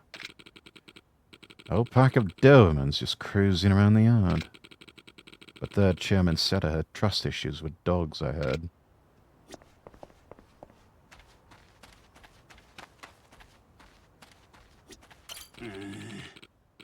Don't scare me like that, sir. They say this courtyard is where the 1st chairman executed clan traitors. Probably got all kinds of restless spirits haunting the place. Boy. Oi, get it together. You're Tojo Clan Yakuza, trying to act like it. Yes, sir. Sorry. I die to defend this place, no matter what kills me.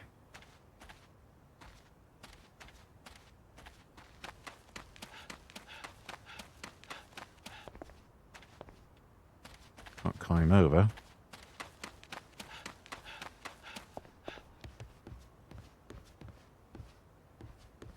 It's about as far as we go, I think.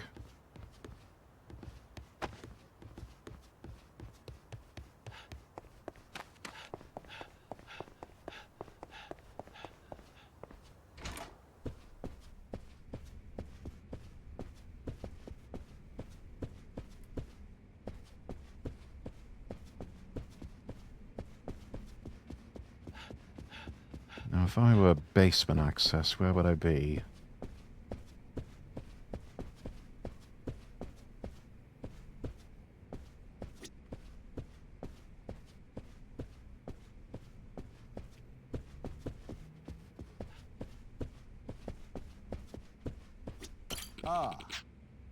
I'm told that bull sculpture was a donation from Chairman Tirada, made of pure gold. How much did it cost, you think? says this was a donation from Tirada. Is it really pure gold? Must have been expensive. Nothing seems different otherwise. Wait a minute. Is that a keyhole? Let's just try this key that Lady Dojima gave me.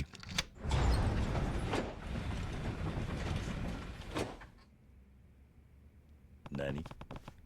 A door actually opened?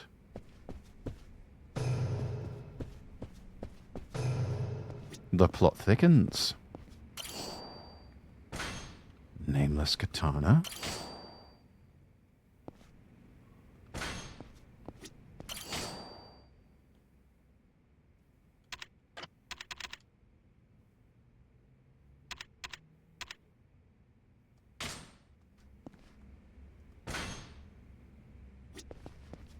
Lots of weapons. Lots of really cool weapons. This dagger. I don't know this pattern anywhere. This probably isn't what Lady Dojima wanted me to find, but I think I have an idea what to do now. I should go find her. Technique tome.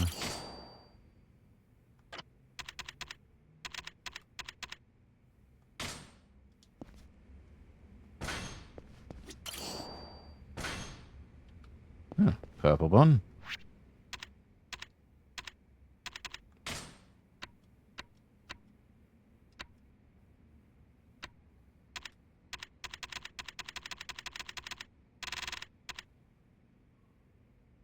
Eating this improves your abilities.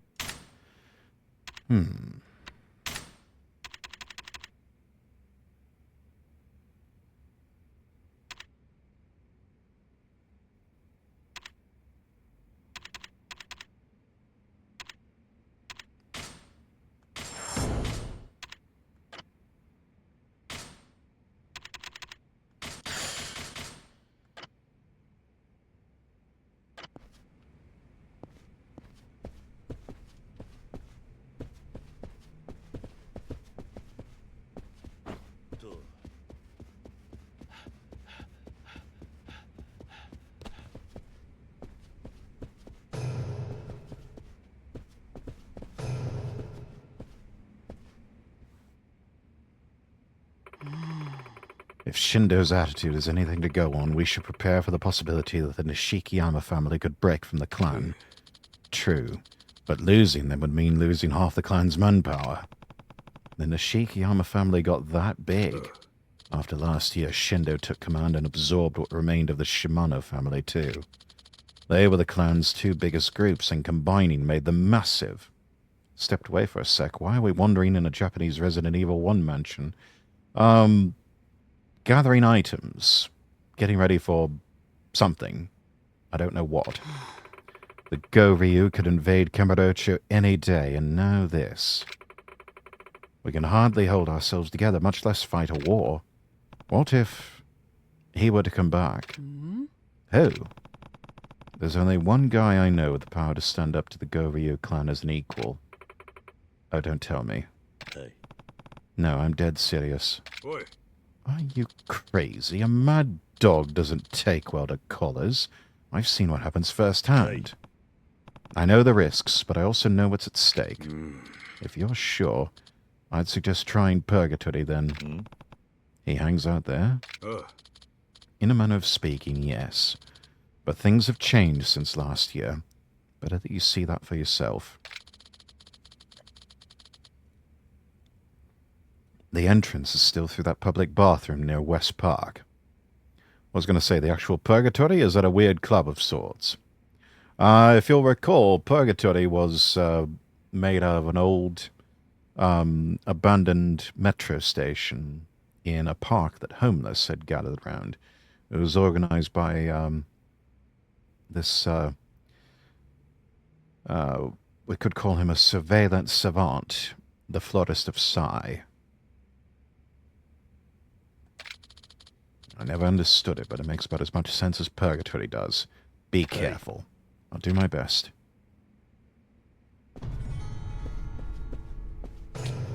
Alright. Off we go then. I think I know exactly who we're going to be meeting up with too.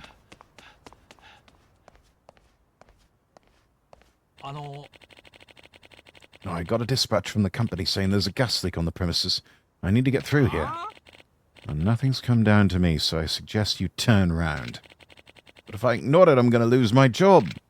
What? You dumb bastard. Listen, we're fine. You leave me no choice.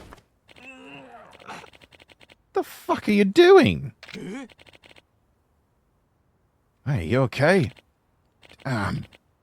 Knew he seemed fishy. Stop him. Some kind of hitman. He's not making it past me.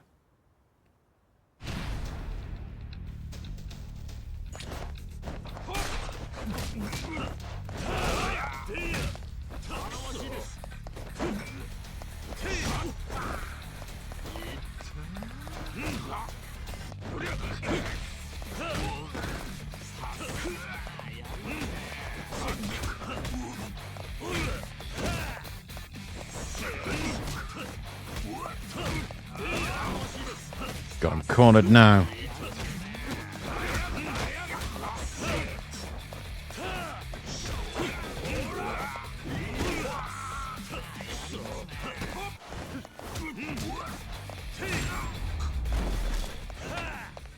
Oh, an assassin. Thought it was just a regular 9-to-5 guy who had enough. Could be both. Must have been sent by the Army Alliance. Who the fuck was he? Not that it matters, I'm about to beat it out of him. Thank you for your help, Fourth Chairman. It's fine. The Tojo clan is going to be assaulted from every angle now, so you've got to stay sharp. Keep security tight, too. Yes, sir.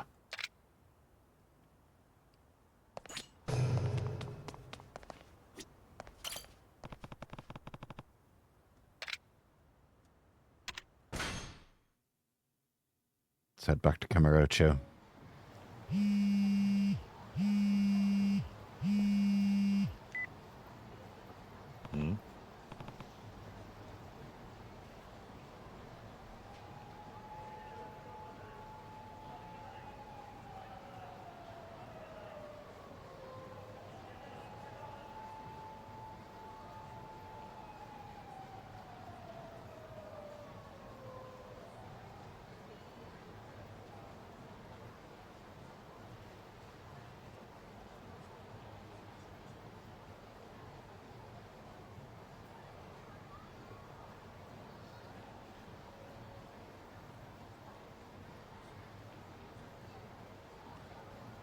Sayama, what's up? What's up? Oh, I'll tell you what's up. You don't really get the position you're in, do you? Disappear like that again, and I'll... You were unconscious. Was I supposed to watch you sleep? Whatever. Let's just say you've used a get-out-of-jail-free card. Anyway, where are you? Out in Kamurocho? Oh, perfect. Can you do me a favor? I guess? Could you pick up a few things for me? You want me to shop for you? Listen, let's not make this any more awkward than it has to be. I need some underwear. Oh. Oh my. How did she know you disappeared if she was unconscious? Well, I think I was there when she fell unconscious, and then when she woke up, I wasn't there. Usually how that works, you know? Gonna be lurkins, got some stuff to take care of. Hopefully there won't be any other intrusions on the mansion and whatnot. Alright, action. Boy.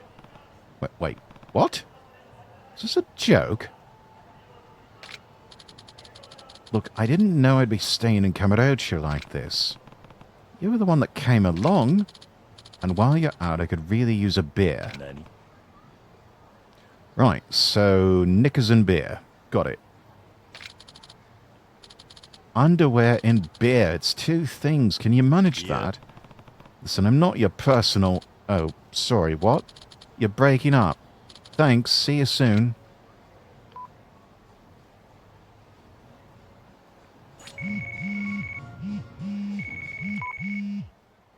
More Kiwami Bob spam. Periodically you'll receive Yakuza Kiwami 2 fun packs to enhance your experience. Pick them up from the package at Serena or Aoi.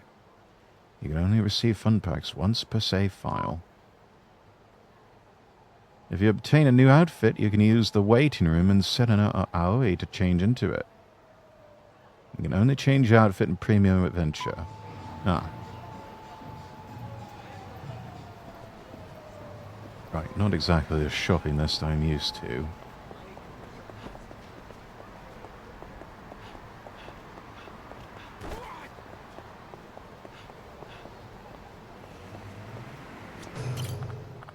Oh, Kiryu-san, perfect timing. The contractor called to say he was cancelling the invoice. That means the work was free. Sounds like it all worked out. How did you ever convince him? Oh, I have my ways. Guess I can be pretty convincing. Incredible, Kiryu-san. For a man of such few words, you must really be a strong negotiator. Yes, did manage to punch our way through a couple of difficulties, didn't we? Thanks to you, I can stop worrying about the children getting cold and sick. Oh, speaking of the children, they asked me to give you this letter. Believe it or not, Hayato-kun was the one who came up with the idea. Hayato? He's the boy who's pretty withdrawn, right? Yes, he's hardly the same person these days. He's become a role model for those kids. And it's all because of you, Kiryu-san. Well, I wouldn't say that. Sunflower's way of making bonds grow stronger. Perhaps you're right. Well, I'm going to report back to the children. They'll be thrilled.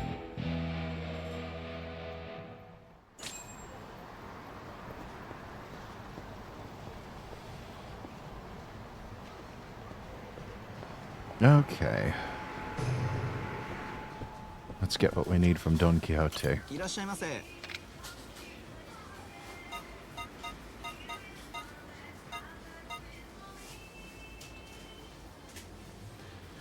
Rather underwhelming set of women's undergarments. Yeah, they serve their purpose. And a can of the malts.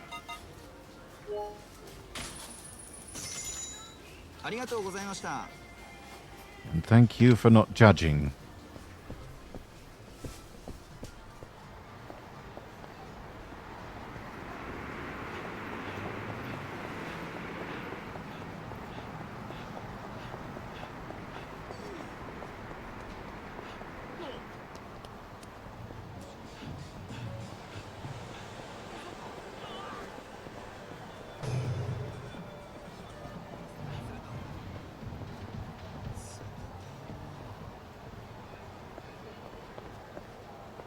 Oh, that's right, the lift's out of order.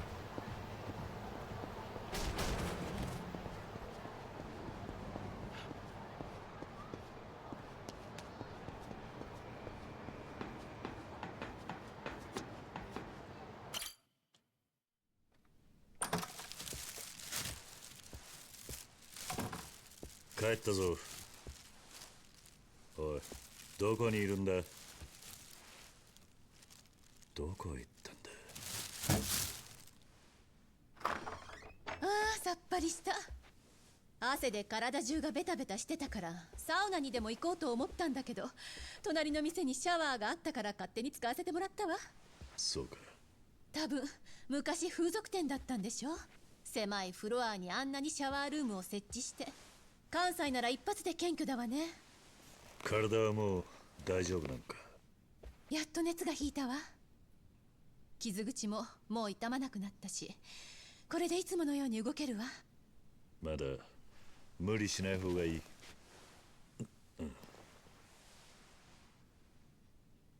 買い物ありがとうね。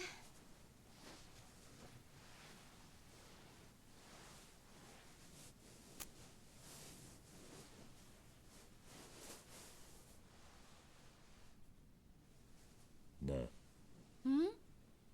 登場界の過去を調べるために俺に近づいたと言ってたな。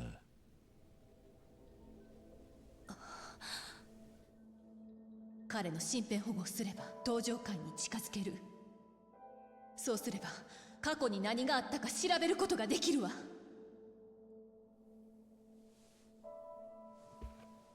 Dig what up, though? 盗み聞きするつもりはなかった。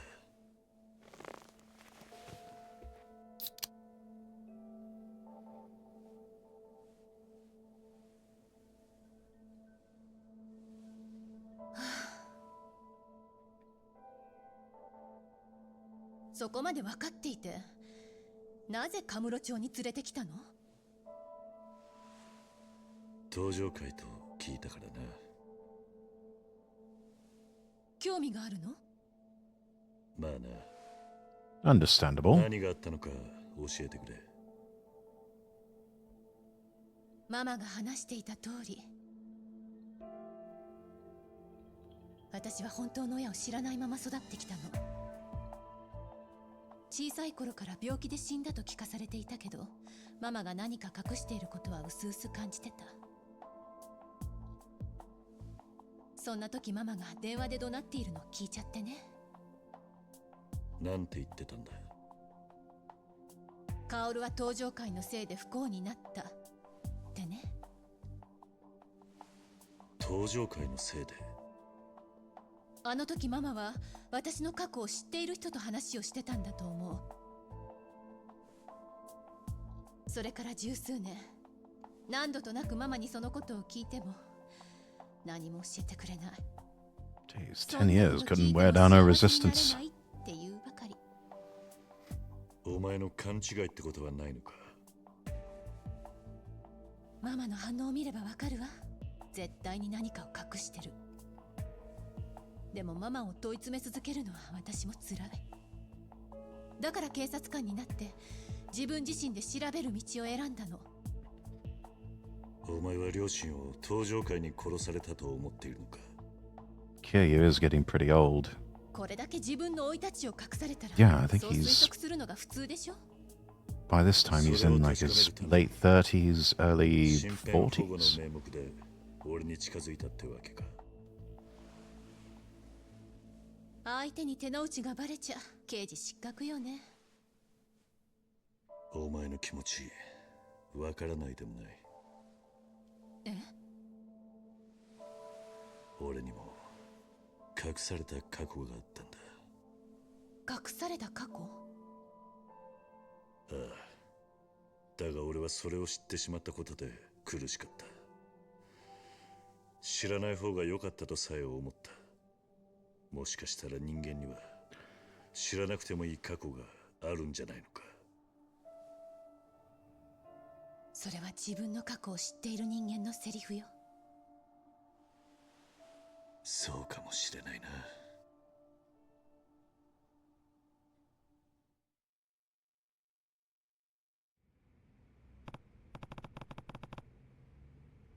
Hey, I've got somewhere I need to go.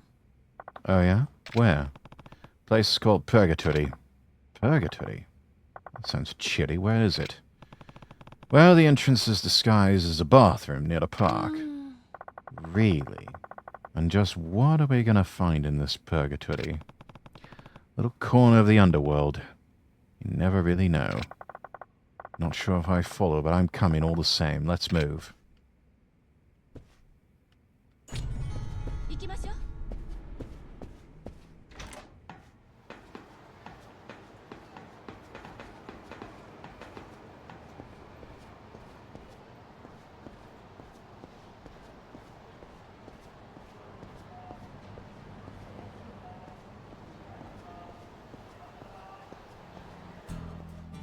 おい。 Kiryu-san, yes? Who's asking? Oh? Please, you needn't take that tone with me. I'm a pupil of the Komaki school, just as you are. Komaki? So the old man's still finding new students? Correct. Master Komaki sent me to find you. Yeah, take this.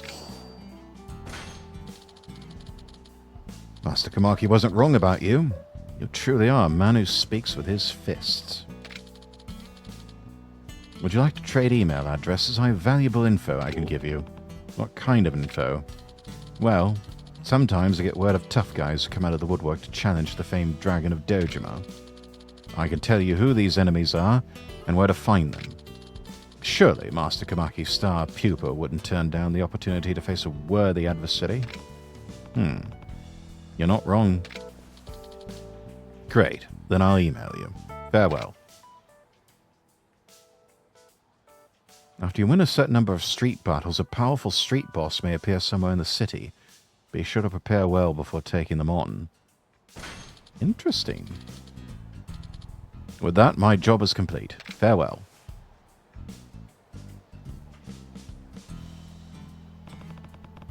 A letter from the old man, eh?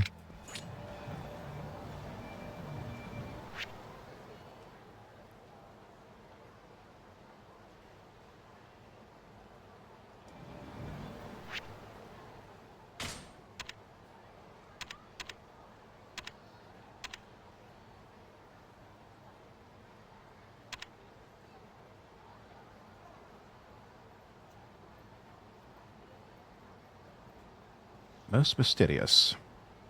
Most mysterious indeed.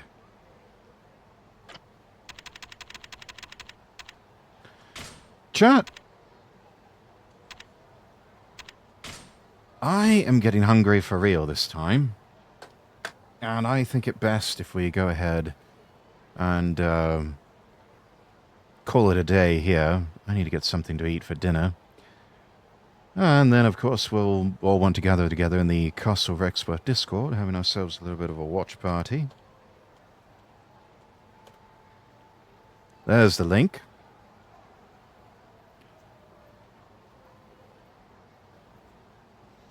So, with that, get the music going again. And let's find someone to raid. Who can we raid? Let's have a look-see here.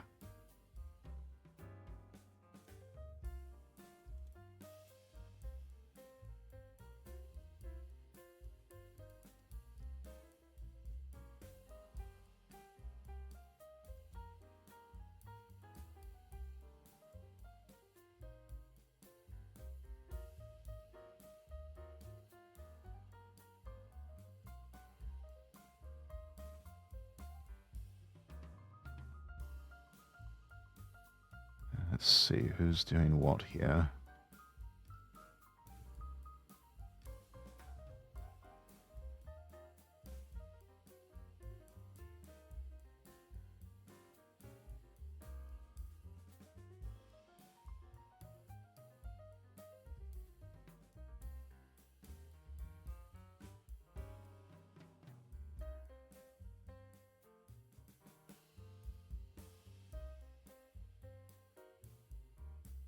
Okay, this is interesting.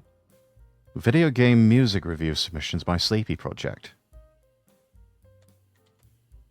Let's do that. Let's go raid Sleepy Project.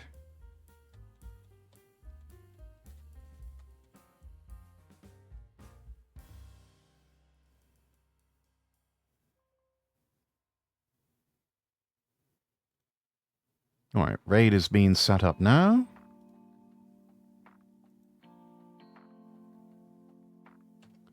See you next time. Indeed. Here's a copy pasta.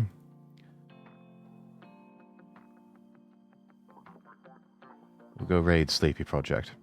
Alright. Stream tomorrow. Going to be picking up on Steins Gate Elite with Zoe the Demon Fox.